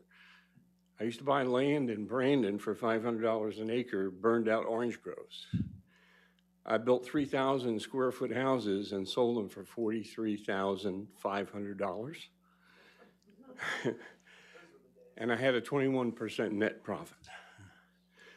I was part of the surge that went into Newport Richey when they had no building codes, they had no zoning codes, and Bill Boyce and Carmen Airy and Raw Development, which is George Roussel's family. And we used to build and sell houses for $29,900. They were nice homes, but they had gravel driveways, we had carports, we had sinks that were on the wall in the bathroom with a curtain that went around the bottom. You didn't have to have a cabinet. Soon, the regulations started coming in, and those houses were driven up to about $210,000. That's our problem. Our problem is we have no affordable housing here. And every time I hear about an apartment complex coming here trying to do affordable housing, I hear, oh, it has to be 55 or over because they need government assistance to make it happen. We need to take a hard look. I helped a lady recently move from a house in Beverly Hills paying $800 a month. Her landlord raised the rent to $1,100 a month. And her husband had passed away, and I had to help her move up north. That's not an uncommon thing these days. The rents are just going out of sight. And we need to look at that. I know the PATH has been trying to build affordable housing and run into impediments for that situation, but we need to seriously take a look at how we can build affordable housing. And you can't build it in single-family lots like Habitat. It's going to have to be, apartment-type complexes. And so I would beseech the commission to really take a hard look at how we're going to figure out how we're going to start building affordable housing so that the people that do get in trouble can stay in their homes because they can get a minimal amount of help because their rents aren't. My rent goes up. I sold my big house in Citrus Hills, and I live in Brentwood now in the townhomes, and every year they kick the rent up $100 a month. But I can afford to do that, but a lot of people are priced out of the market as a result of it. So please take a look at affordable housing. Thank you very much. Next, please.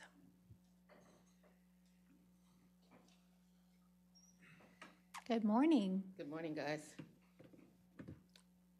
I'm Dr. B.J. Ezel, 50 years a nurse and director of in public health. I've lived in multiple states and also Saudi Arabia, opening the first private hospital in the kingdom there. I moved to Citrus County thinking that we would be here for a few years, and it's been 9 years now because somebody I know wanted acreage, and so I did get my dream home. But at the same time, we are living diagonal from the Family Resource Center, and you heard RJ speak. I am so concerned that we're talking about the homeless instead of talking about people that are homeless. They are people, they breathe, they eat, they live, and they die just like we do. So they're not the homeless, they are people that are homeless. I want to just give you 2 examples from a resident perspective on what I see on a daily basis. On yesterday, I went to visit a friend. The friend has 2 small children, ages 4 and 2, and now a new baby on the way. Her husband has children by another marriage. He went to pick up his son. He found that they were living without a refrigerator, the floor was caving in, and the mother is a drug addict. And the mother was refusing to let the child go. They had police interference and the child was permitted to go. So now that child is not in, and I remember what Commissioner Barrick said, where are these numbers coming from? That's another example of someone who is, but for all intents and purposes, homeless. That's one example in the last 24 hours. The second one was on our way here. We live right off of 200. My neighbors are very concerned of retaliation for people that are homeless that are right in our back door. So I'm their spokesman as well. And we each live on 5 or 6 acres. So we don't always see what's going on, but there have been instances where people that are homeless have moved in and set up tents on properties unaware. So we do need to work on and resolve these issues. The person that we saw this morning was pulling a cart that had water, 5-gallon containers of water. And something happened to the bicycle that the person was using, pulling the cart. And they were literally in the road with traffic trying to dodge them. There are no sidewalks, there's poor lighting at night, and those are the things that are the residual effects that have to do with people being homeless. So there are many examples that need to be looked at. I want to thank you all for the work that you do. It's a great thing that you do, and for all the agencies that are trying to help with this. And we will stay in touch, and you'll see me again. Thank you for being here. Next, please. Good morning, everyone. My name is Benjamin Whitlock. I live at 2717 North Creed Ave in Crystal River, Florida. I just want to thank you guys for the opportunity to come up here and talk. And as someone who was actually homeless, I slept on a sidewalk for about 11 months. It wasn't something that I wanted to do. I actually lost a relationship with my son, all of my family, and I had no resources. I didn't know what to do. So I was going to the cold weather shelter. I was introduced to Daystar, which is where I started to get the resources to be able to, understand where the help could come from in this county. I've also lived here my whole entire life. I went to Citrus High and everything else. I joined a discipleship program called U-Turn for Christ. I've given my life to the Lord, and ever since then, I've worked in the community, helping people or members of our church in any way that I can possible. I'm just trying to live out a life like Jesus did by serving other people and not putting myself first in any situation. So seeing everyone come here and do these things and try to figure out a problem or a solution to help the homeless is something that just makes my heart whole. I was also I was able to go on the Tampa Hope tour, and what an amazing thing it was that they're doing there. Had I known about something like that, I probably wouldn't have been on a sidewalk for as long as I was. just to see the support and the staff and the encouragement that they were to the people that were homeless and the opportunity given to them was something that I think would dramatically impact Citrus County in a very good way. I heard someone mention, couch surfing and stuff like that, or living in the woods. Well, I chose to live on a sidewalk because even as I couch surfed, I woke up one morning to 2 people choking me out with a chainsaw chain, cutting my face all up. And so the couch surfing and the going from here to there is not very helpful all the time. And the safest place I felt was at a sidewalk, but that was also because I didn't know of the resources that there were. So I'm just grateful to be able to sit here and just see all of what everyone's trying to do and pull things together. But I think that Citrus Hope would be an amazing thing for people who are in the woods or who are on sidewalks or who are in tents that want that help. And so we need to encourage them and help them get there, because we're not going to make them become productive members of society, but if you give them that encouragement, or if you give them that place to go to that gives them that shower, that food like Daystar did when I first came there, there'll be opportunities for people to change their hearts. And our hearts harden when we go through bad situations or feel like we have limited resources or no resources at all. I was also using drugs, so when you come from those kind of things, you lose all self-esteem and self-respect for yourself, and it becomes hard. So just seeing all that happen here today was very enlightening, and I'm just grateful to be a part of it, and just thank you guys. Thank you. Thank you for being here.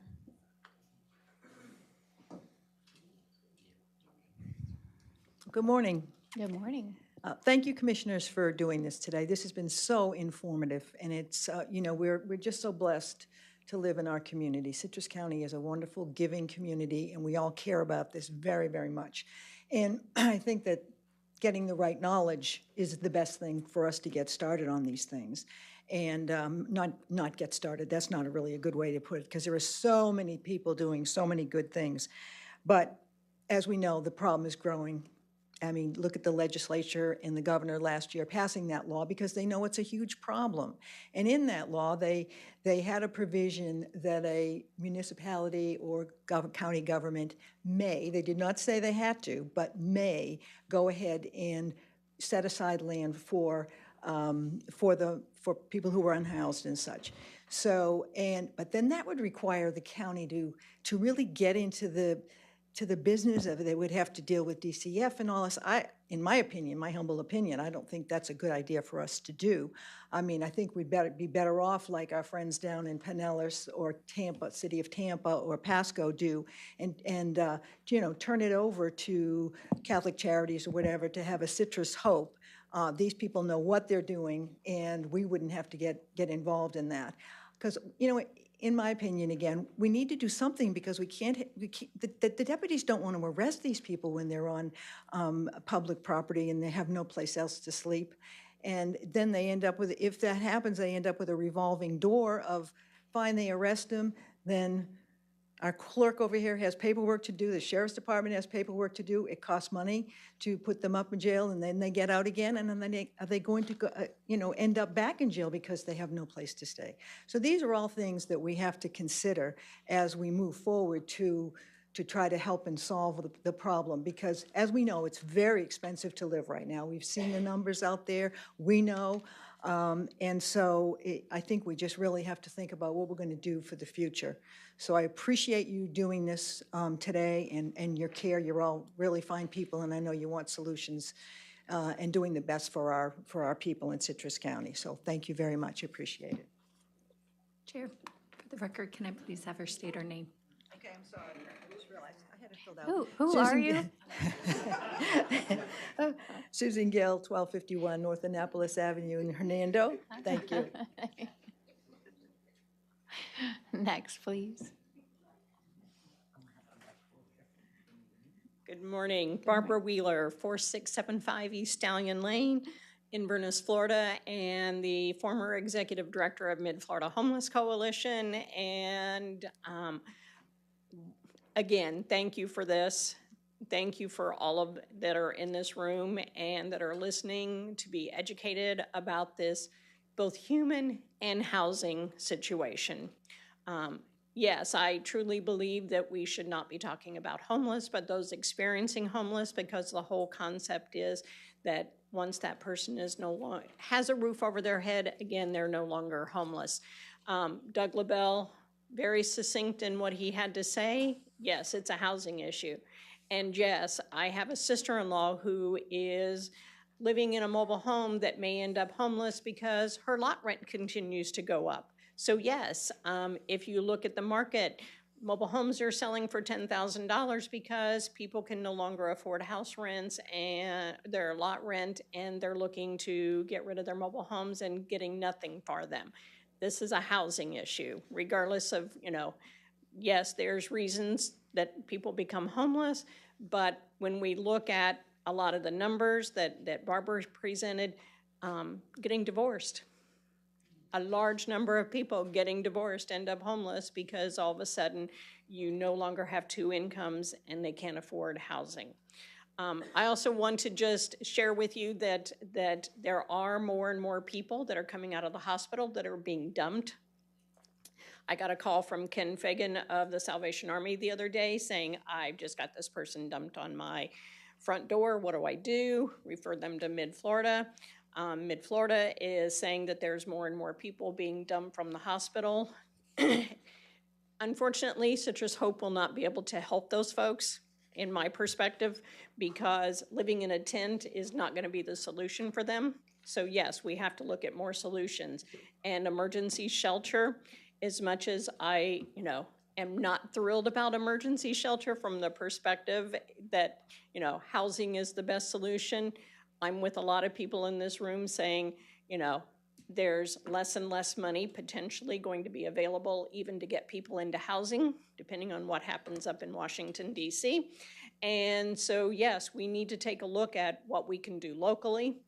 And an emergency shelter is also a need to meet some of those needs of those 80-year-olds that are becoming homeless that are not going to be able to live in tents. So, we have to look at the whole perspective and try to figure out, how do we plug in different pieces to make this all, try to find solutions for different folks. And yes, there's been lots of discussion about the human needs and the different types of situations that we have, and I just thank everybody for what they've brought forth to you. So thank you. Thank you very much. Next, please.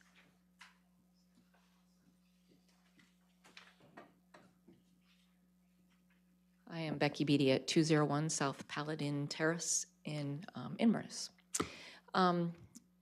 This year will be 40 years that I, in one capacity or another, had volunteered for the homeless, and I was guided as a young girl by the Miss Ginger, just an incredible mentor.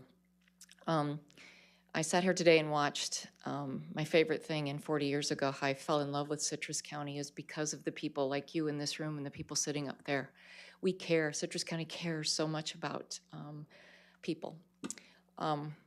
As a ER nurse for several years, 28 years at Citrus, I saw I saw the looks on your faces when the experts were coming up and saying how many homeless we have and how you wanted the questions that you wanted to hear. Are these people couch serving, or who are these people? Because it's human nature to say, why are they homeless? And the first thing that we do is we say it must be something that they've done to themselves, or they choose to be homeless. That must be it. They choose to be homeless. No, that's not what I saw. I saw people who, everything that you've heard today is true. They were one paycheck away from losing it all, and they did. They were one divorce away from losing their children, and they did. And did they turn to drugs sometimes? Absolutely. And you know what? So would you. Their ER, our ER, was a primary care spot for them because they needed help. And sometimes when it was cold, it's just where they needed to get for just a few minutes. Or they would get chest pain. They always had chest pain because they knew that was 3 days that they would get actual food and they would have a place to be and just take a break. So what I loved today was, look what we have here in Citrus County, so many people that want to help and so many people that have helped. But it's time to go even further. I too was on that bus tour. And for 40 years, all the different things that I have done, it all came together when I saw what I saw down on that bus tour. Citrus Hope is our answer. Do we need affordable housing? Absolutely, yes. But right now, they need help right now. And Citrus Hope is our answer. So if you would all just take a little time and learn about it, and if you hadn't been on one of those tours, boy, I would encourage you to do so. These people, if we help them, they're not going to come from other states because we've got it going on. We need to help our own. And please remember that people who are homeless, they don't always choose. The outliers do not represent the norm. Thank you. Thank you. Next, please. Good morning, everyone. Good morning. My name is Wes Smith, and I live in Pine Ridge. And I'm glad to be here today, and I'm glad that you have taken the time to look at this situation. I want to tell you just a little bit, the organization that I support, if I'm doing my job correctly, some of you will recognize me and know the work that we do. But if we're doing it correctly, our mission is to follow Matthew 6:3, and that's for you not to really know that we support you. And so we may support your organization with money. We may do it with a paintbrush. We may do it by mowing your lawn. But we do it as an example of what Christ has told us to do. Now, you may have guessed that I'm a man who is a believer. But I'm also a guy who's worked over 35 years in healthcare, on the front line, in an emergency room, where a lot of our primary people that we take care of are homeless people. I will tell you that the homeless situation, some people here have voiced that it's a choice. It's a choice that's at the end of a very long road of situations. It's not a choice that you would like to make. It's not a choice for you to sleep outside, to be wet or damp or bitten by bugs, or having to come in and see someone like me in a nice white coat who's going to stick a needle in you, but at the end of it, you're going to get a turkey sandwich, you're going to get a place to sleep, we may wash your clothes, we may have another way for you to another service for you to get to. When I retired, I tried to retire, but the Holy Spirit wouldn't allow it. So I'm here in Citrus County for the last 13 years, and I started out very small supporting, and now we do a lot. But I will tell you something about homelessness. Homelessness, if you go to the Old T, that's the Old Testament, you'll find that there were some homeless people in there too for 40 years. And they started out being very grateful of the things that they were given. Just as you talked about the 5, they were very grateful that they were rescued. They were very grateful that they were saved. And after a short period of time, they began to complain that they had no garlic, and they had no onions, and they had no leeks, and they had no meat. And they complained, so they continued to wander. And that's sort of what we're doing today.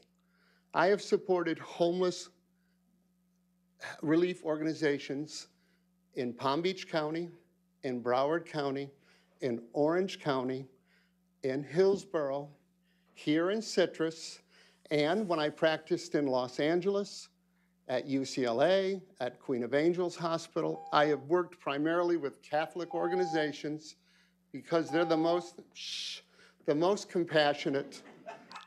I've worked with St. Mary's and Good Samaritan and Queen of Angels in Los Angeles. And the experience that I will tell you is that this is a problem that you will not solve. This is a problem you can remedy by your example, but it is a problem that only God can solve. And how he solves it is by your good example, by what you're able to do, by when you get up off of your... I apologize, but I'm going to have to cut you off. I love you, honey. Thank you. Thank you.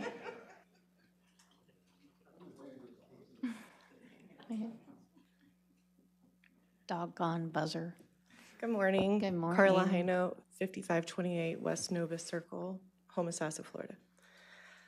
I wrote a letter, so I'm going to read this to you.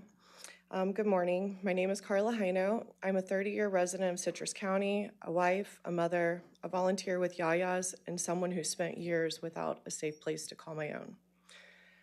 As a 19-year-old college scholarship student with very strict parents, I was kicked out of my home due to making adult choices that didn't align with my parents' values. And one night, I lost my car and my home, and ultimately any stability I had due to breaking curfew. Within 2 months of losing my home and vehicle, I eventually dropped out of college. My story may look different than some of the other youth that Yayas may serve.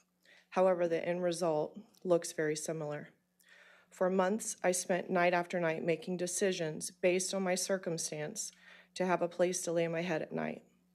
As a young woman on my own, there were many of adults who took advantage of my situation, and those experiences left my soul broken.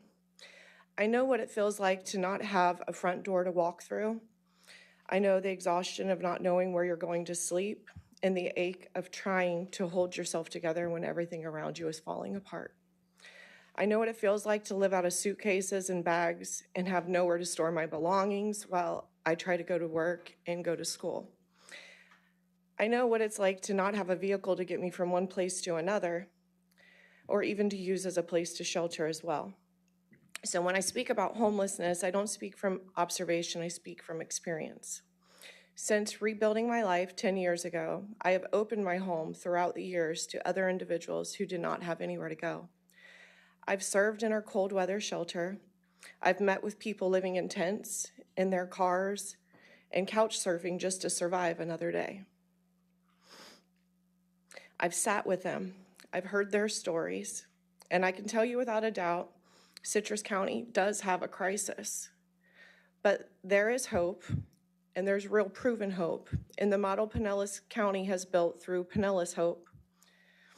After touring 3 of their shelters last week, I have seen firsthand that we don't need to reinvent the wheel. We need to implement one that already works. The Pinellas Hope model is not a theory. It's a tested, successful system that offers dignity, structure, and a pathway to permanent housing. It's scalable, it's faith-friendly, it's service-driven, and most importantly, it gets people off the streets and into stability. I wish I would have had a place like one of the Hope shelters when I needed a safe place to stay. It's not a handout. It's a structured, compassionate system that gives people safety, support, and a real path forward. We have an opportunity to bring something like that here. This is a moment of opportunity. Our partners at Catholic Charities are ready. Our community is rallying.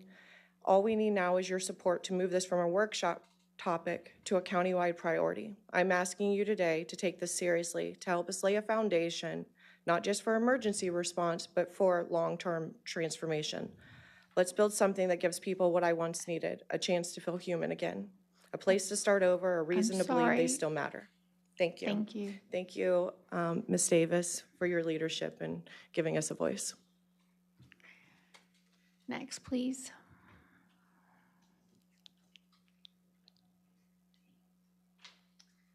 Hi. Hi, my name is Shauna Miller, 6080 East Midland Lane, Inverness, Florida. I wasn't really going to speak today. I was just so blessed and felt honored to be invited to take part of this discussion. And I was also able to take part of one of the bus tours that went to Pinellas and Pasco County. I'm a native-born Citrus County resident. I have multi-generations of family here. I've experienced a lot of these things in my personal life, and I've witnessed a lot of it just as a human being and a resident of Citrus County. Growing up as a child, I was just gonna say, we lived in poverty, but I didn't know it because there was always people less than that we were helping. I think the Daystar was just a family known. I thought everybody knew Daystar because it was a monthly trip. All the ladies in the neighborhood would get together. They'd go to Daystar and get their social services, get their little thrift shopping, so the kids had clothes, get their phone bills paid, keep their electric on. Do you know how much it costs to get your electric cut back on? Do you know how much it costs to get your car insurance reinstated if you miss that bill? I'm only saying that because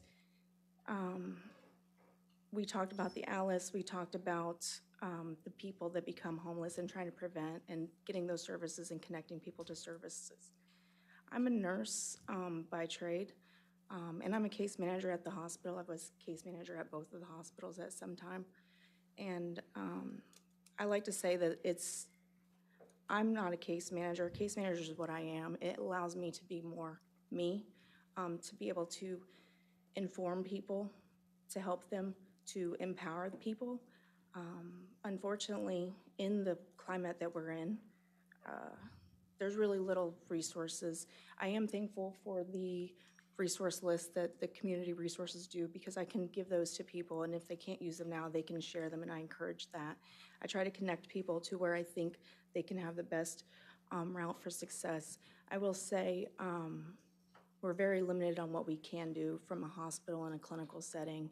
We're restricted by so many factors. Our main priority is hemodynamically stabilizing and treating those emergencies. Unfortunately, when there is a social issues or policy issues that are being unresolved or under addressed, it becomes an emergency room issue, and that's not where it lives. Having the Citrus a Hope through the Catholic Charities would at least give these people a pathway forward to empower them, at the very least, a physical address so they don't have to lose their belongings if they end up in the hospital, that they can get a driver's license. They can't apply for food stamps without an address. So, Thank you for being here. yeah, thank you. Next, please.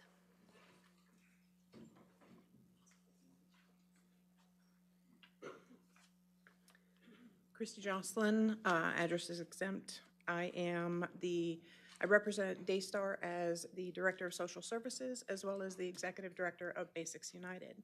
We are a homeless outreach group, but we are also well known in the community for operating the Citrus County Cold Weather Shelter.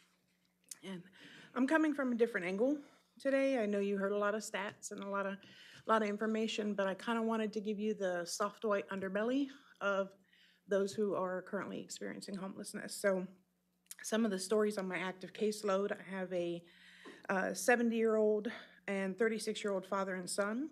Father receives Social Security benefits. Son has no income, living in their vehicle, sleeping in parking lot from parking lot, can't get into low-income housing due to the father's previous criminal history. He's exempt from being able to get into low-income housing. 21-year-old man with Parkinson's, can't get to medical care, struggles to be consistent and follow through, operates out of fear and confusion. 73-year-old grandmother taking care of her 18-year-old grandson. He has a juvenile record but is doing well now, looking for work. They're living off of her Social Security and in their vehicle. 74-year-old wheelchair-bound female, came from another state. Her ID expired.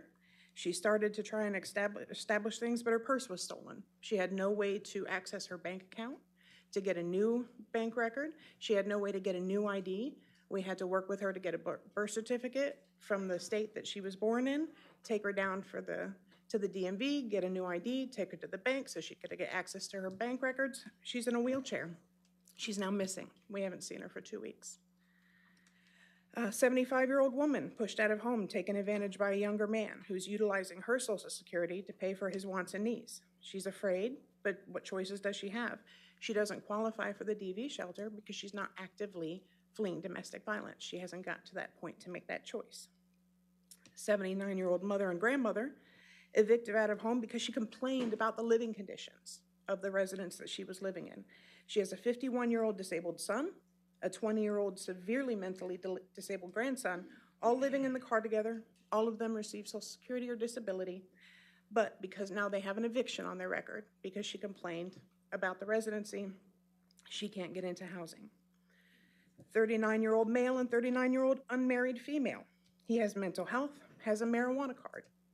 Male receives disability, works part-time, recent criminal history for her, nothing for him in years, struggling every day to get food, water, resources. 31-year-old female lived with grandmother, had a son. Her grandmother passed away. She became homeless. The son was taken away. She lost hope, uses alcohol to cope, turned to prostitution. We had gotten her housing for a brief period of time. She was on probation, violated it, has severe medical issues. these are just some of the stories of the people who don't qualify for your standard transitional housing programs that are currently in the county, but would be eligible to be housed and have daily case management, which is what it takes to help those people. And there are air conditioning pods, it's not just all tents in the Citrus Hope model. So I want to just kind of throw that in. I heard that people wouldn't be eligible for it, but there's more than just tents. It is made for those who have medical needs. Thank you. And I do have some brochures if I can leave for information on that. Thank you.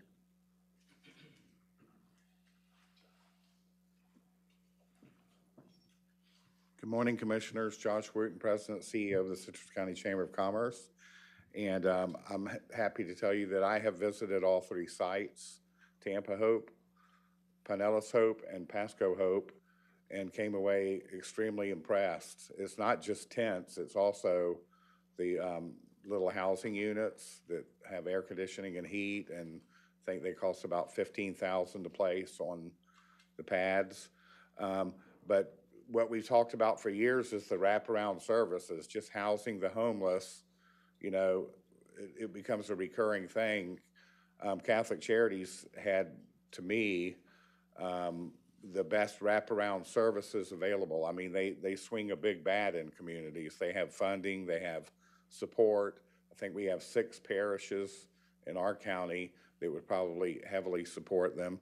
So they are able to bring in a TGH to partner, and other big companies that partner.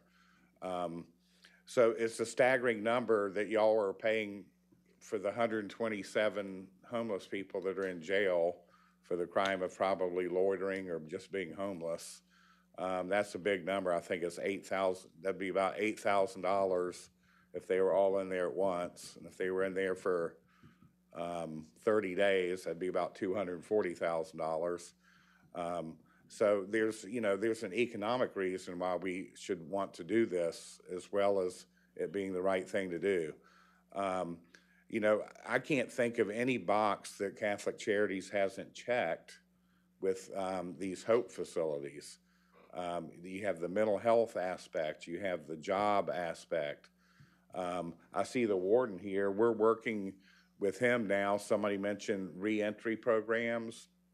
We're working with him on a reentry program with the state attorney, the public defender, and some other people. I think I get 5 minutes, but I won't take it all. So I just would urge you, I was thinking, sitting back there thinking, there's still a little bit of stigma over this business, and I understand it. But if this was a company, if Catholic Charities was a company wanting to build a metal building in the new business park at Inverness, we'd be falling all over ourselves to get them to say, heck yeah. I mean, you have the brand, you have the money, you have the know-how, you have the success rate. We're going to direct staff to do what it takes to make it happen. But for some reason, I'm just not feeling that. And y'all don't need to be in the business. And I think this is a great opportunity that we could really, really move the needle. And as far as the success rate goes, other than the Dr. Desai facility in Crystal River for affordable housing, I think Catholic Charities is the only one that has actually put units up over there in Crystal River near Meadowcrest. And certainly they have the ability to do more, and they said they would do more. So I with the rest of the people that have spoke today, and look, we have the greatest organizations in the world that are here, and we support all of them. And the Chamber's involved in this prosperity initiative, as Heather alluded to, because we're having real societal problems. You know, we don't have a qualified workforce. People are turning to drugs to self-medicate. So we've got to do something to turn it around. And Citrus is the best when it comes to, if we get on the same page and we tackle a problem, it's going to get resolved. And Catholic Charities is kind of that fills that void that we just don't have. It's a no-barrier shelter. They know what they're doing. And I would hope that y'all would end this meeting or have a later meeting saying, let's do this. Let's take a chance. Let's do this. Thank you. Is there somebody else back there? Yes. You gonna wait? Sure. Hi there, how are you? Thank you, County Commissioners. Thank you for everybody that spoke today. And I did not plan on speaking, just supporting, because everybody We know who you are, knows. but we have to have it for the record. Anne Marie Briarcheck. I'm going to use the Daystar address because I feel like I live there. I just want to tell you that Catholic Charities is doing it right. Citrus Hope is what we need in Citrus County. I'm a product of the Citrus County school system. I've lived here, raised my family here. I believe with all my heart that this is what we need for our county. Catholic Charities is doing it. We're doing it because we're Catholic, not because you are. We don't make sure that you say that, we want you to have God in your life, but it's not a requirement. And that's what makes the difference for the shelter. The Path is doing a wonderful job. Sanctuary is doing a wonderful job, but we need to have a place where people can go. And the key word that you need to take away from today is opportunity. We're giving people an opportunity to better their lives.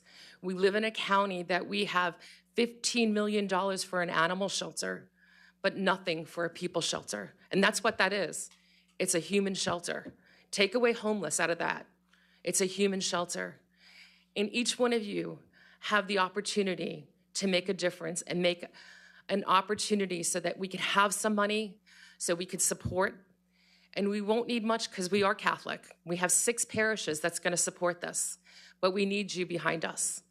And I don't think that the governor made that law so that people that could be punished and say, no more homeless. I think what he did was to try to inspire our local government to help make this problem happen and make it solvable, and it is. And I promise you with all of my heart, I could sit here and tell you the names of the people that I promise that hope is coming. And I have told them that. And you cannot do wraparound services without them being in a place where they feel safe.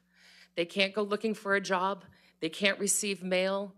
And like Christy said, they disappear. We get so close and then disappear because they got frightened. Or like Ben said, he was assaulted while he was sleeping. We're doing this for the least of our people. We're Citrus County, folks. We could do this, and we can make this happen. And I want to thank you again for this workshop, but I also want to tell you we have to stop talking. We just got to do it.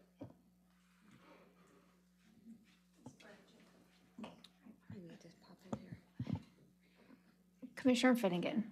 As people keep coming up, this workshop, and I believe it was Commissioner Kennard that made this suggestion to have it. And the suggestion was to get all of our homeless community leaders here and educate us about the services in the community and what they're doing. And if there's heads still of representatives, we're running short on time, so now's the time to come up. Here's what I don't understand. I assured people upon invitation and following up, and there are many people missing. And I was told, no, I'm not. It's all going to be about this tent city or something that Catholic Charities is doing, and I don't want to be a part of that. It's political. I heard that. It's messy. I don't want to be. And I keep telling people, no. This was actually Commissioner Kennard. We all thought it was a great idea. We want to just be educated on your expertise and services. It's just the experts in the community. You're one of them. Well, it's political, it's messy. Then at the end of this, I just hear people, which, listen, everyone that spoke for more McKinney-Vento dollars or PATH or all of these places that came up could have had a ton of people. I don't understand, because the chamber, I understand what prosperity, where they're coming from, that's a mission, but saying the county do something and everyone's asking us. Well, I was happy to hear another presentation from Catholic Charities, but Maggie told us at the last one, we're not asking you all for anything. I want to tell you about this. We were all happy with that. So the last speaker, I know normally to be sweet, seemed very angry. We haven't been asked anything. So people are asking us as the Board of County Commissioners, get behind this, get behind this, get behind this. Get a nonprofit, it may be expanding their services in Citrus County. I understand that. There's no money that we've talked about. Is it for permitting? We haven't been asked anything. So as this goes on and on, this is not about pitching for your favorite charity, because I'm sure other people, could start fighting for their charities. This is just experts on homelessness telling us the stories. Like Christy just told us some stories. Like for this board to understand what services are out there and what people are working on. Even the chamber, they're working on the prosperity. This is what different people are doing. So I must have missed something, that other people in the community didn't show up because they got it, but this is not supposed to be that. Maybe that comes at a later date. I do want you to know there was a nonprofit some years ago that put tents on their property, and the county told them no because they were expanding the services. So I'm not sure where this is going, but this is the commissioners getting educated on services and homelessness at this point. And I think we've got the education, but it is turning what people kept telling me why they weren't coming. Messy, political, it's going to be for one charity. That's great. Let's assume your favorite charity is great. I think every single person that got up here is doing a very good job. But I think we're going sideways. And if I have missed something, board, there must be things really going on behind the scenes, which I know, but remember, everything's supposed to come out, full transparency. Nothing's been asked of us. And if I've missed the ask, please let me know. Madam Chair, before Heiko goes. Commissioner Barrick. I want to agree with Commissioner Finnegan. I was expecting to hear from specific organizations what they are doing, how they are doing it. Most of them are funded. At least that's what I'm hearing. And no money is being asked for from us, okay? These organizations have taken it upon themselves to take care of the people, and I stress people, that are homeless in our county. They're not going to get everybody. People talk about the Bible. The Bible tells you the homeless will always be with you. Always. So maybe some of these wonderful Christians need to read that. We need to help them, but they will always be here. And we have wonderful organizations, and I agree with Commissioner Finnegan. This was supposed to be, what does your organization do and how is it funded? And that's what I had expected. Not all of these things about this, that, and the other. I did take notes, and I do take notes of everything.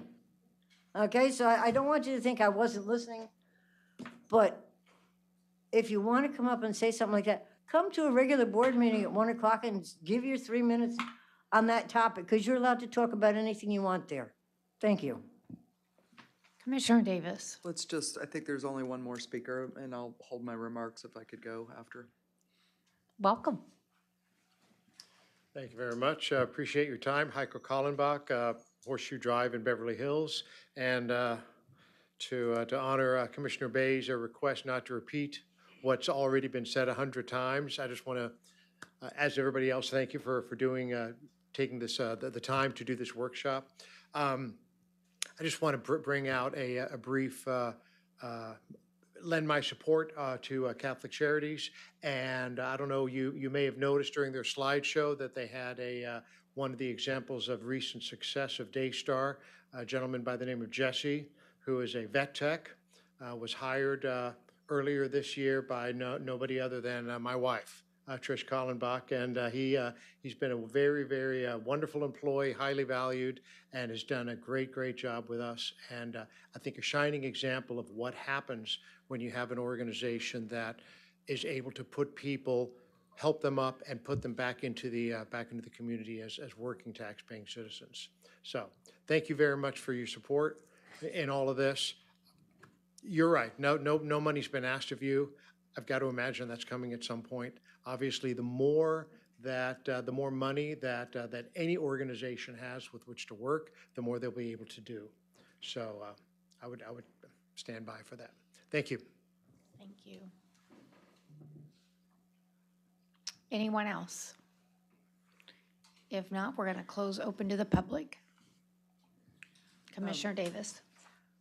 To address Commissioner Finnegan's concerns, I didn't hear anger from Anne Marie. I heard frustration, simply because you've lived that life in the day in and day out and seen the folks that need help. And so I wouldn't, Maggie has been very clear that they can do it on their own.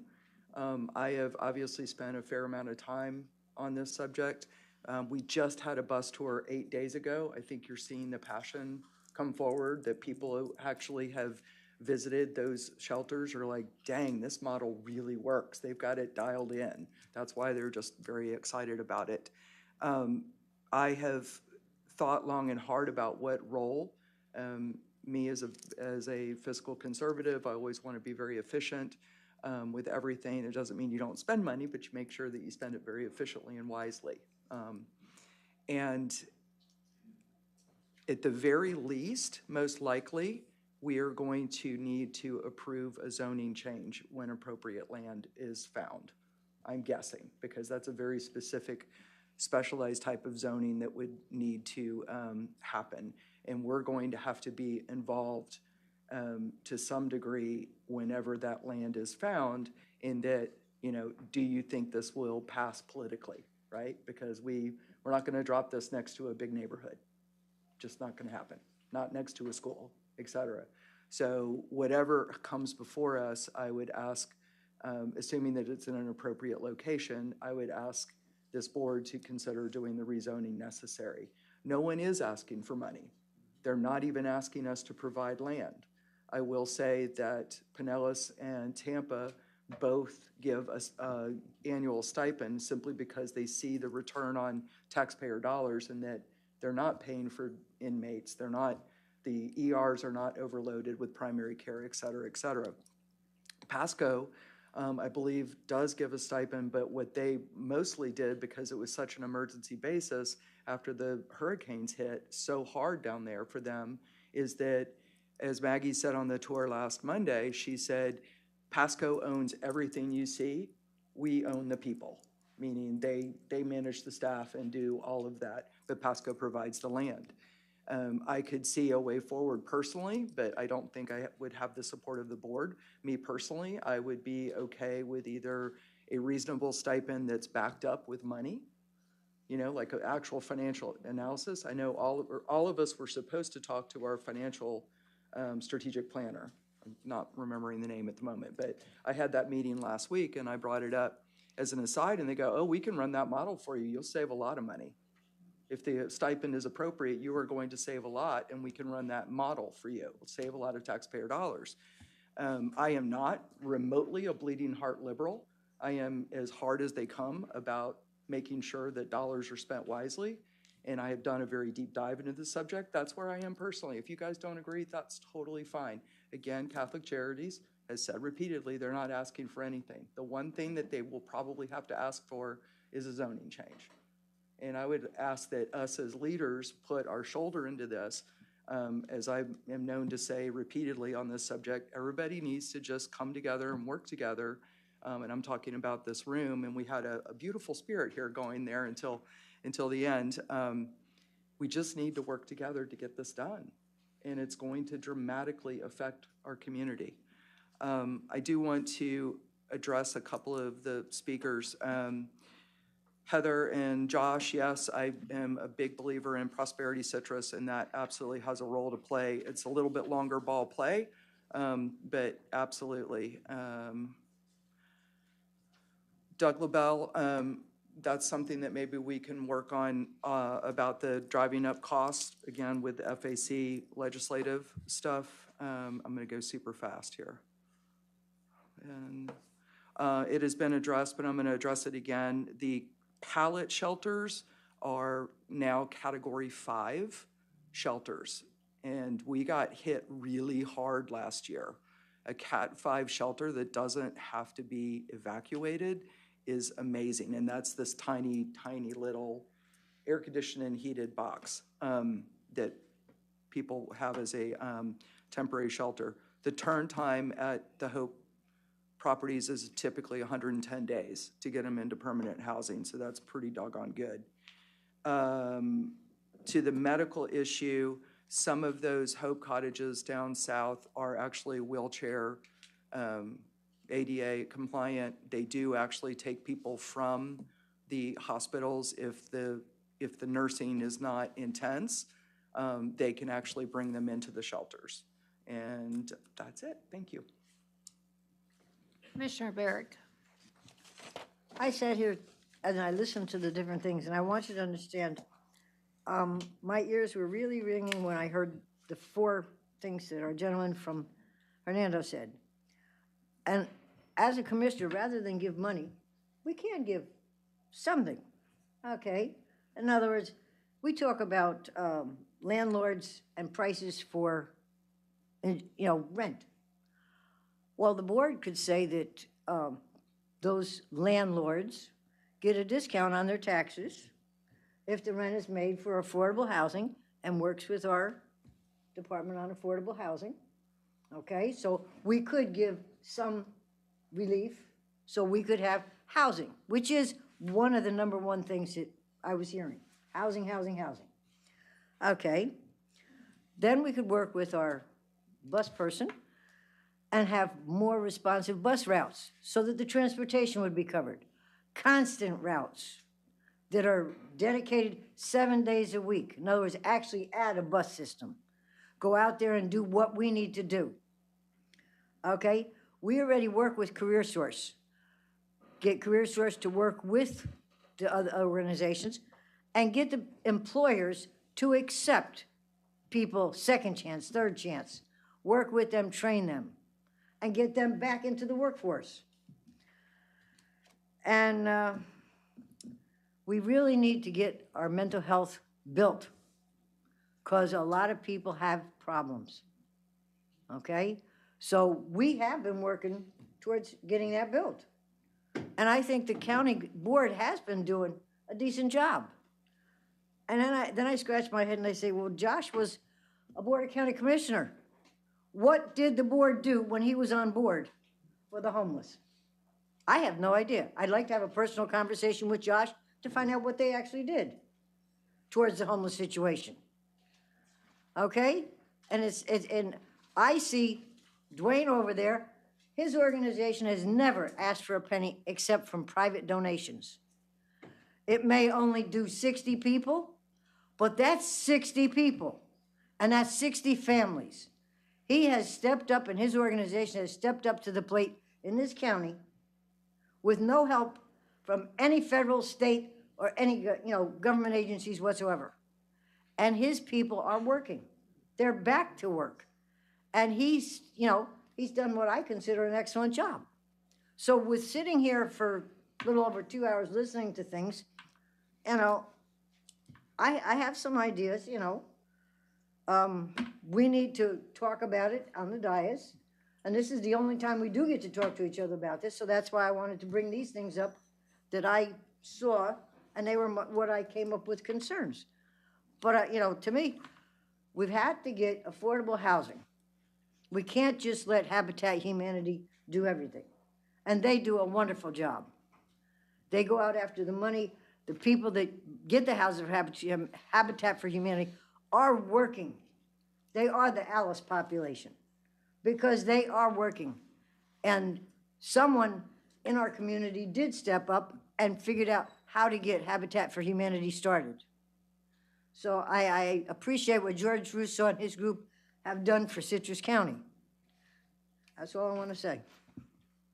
Commissioner Kennard, I see your light on. Yes, thank you.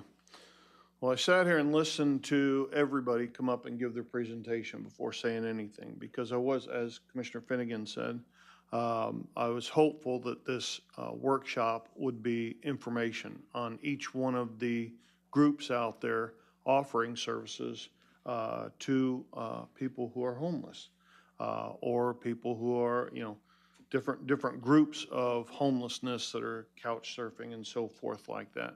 And I feel like the groups that showed up here, the organizations that showed up, as well as the individuals that showed up, private individuals, did a marvelous job of doing that. If other groups or individuals chose not to show up for their own reasons, that's on them.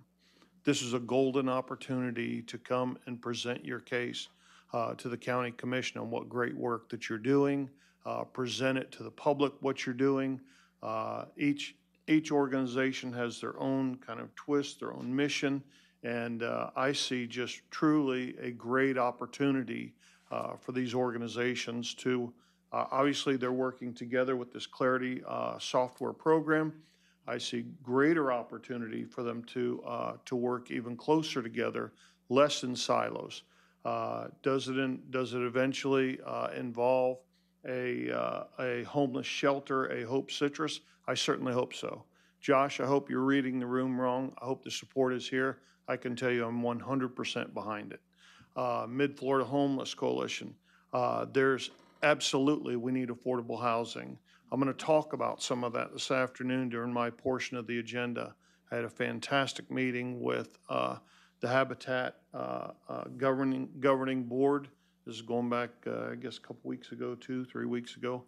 I've got a number of action steps that I would like to see this board start down the road of trying to take some steps to not provide affordable housing, but encourage the private market to provide affordable housing.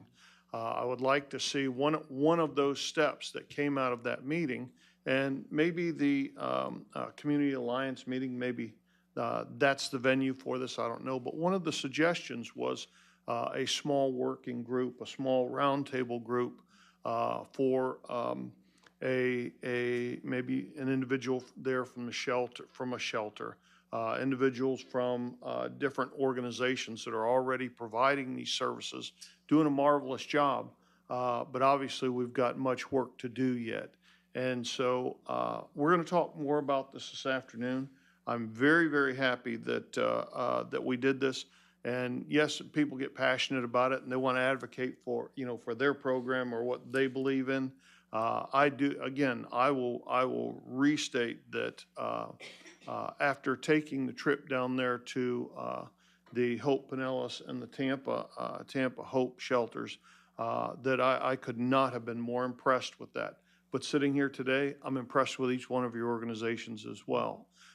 Thank you for doing your part, and I hope that this is just one more step for us to get these groups working together and get some of these just incredible numbers of folks off the streets and into a shelter, into a safe place, and eventually out on their own where they can start in an affordable housing situation. Maybe it's a single-family home through Habitat. Maybe it's multifamily homes that we can encourage developers through incentivizing, through our application process, through our permitting process. I think there's some different things this board can do that's not necessarily stroking checks to organizations, but we can incentivize. As we heard over, a year ago, there was a symposium on affordable housing. And Brantz, I believe it was Senator Brantz that came and spoke to the group. It's been a year. We haven't moved the needle. But he reiterated numerous times that government doesn't have the solution. Government doesn't have nearly enough money to solve this problem. But the private industry, if government can lay the groundwork, if we can provide the framework and the incentives for the private world to do it, they've got access to literally unlimited funds to solve the problem. And we can do it the right way. I think we've got the right folks in the room today to help us get there. So I'm excited about it. Well, I appreciate everyone coming out today. We've learned a lot of the different organizations providing services, and I hope that the communication, everybody continues to work together. And I think sometimes we all get in our silos, and if we can break down the walls and work together, as Commissioner Kennard said, we can solve, I think, a lot of these issues within the private sector.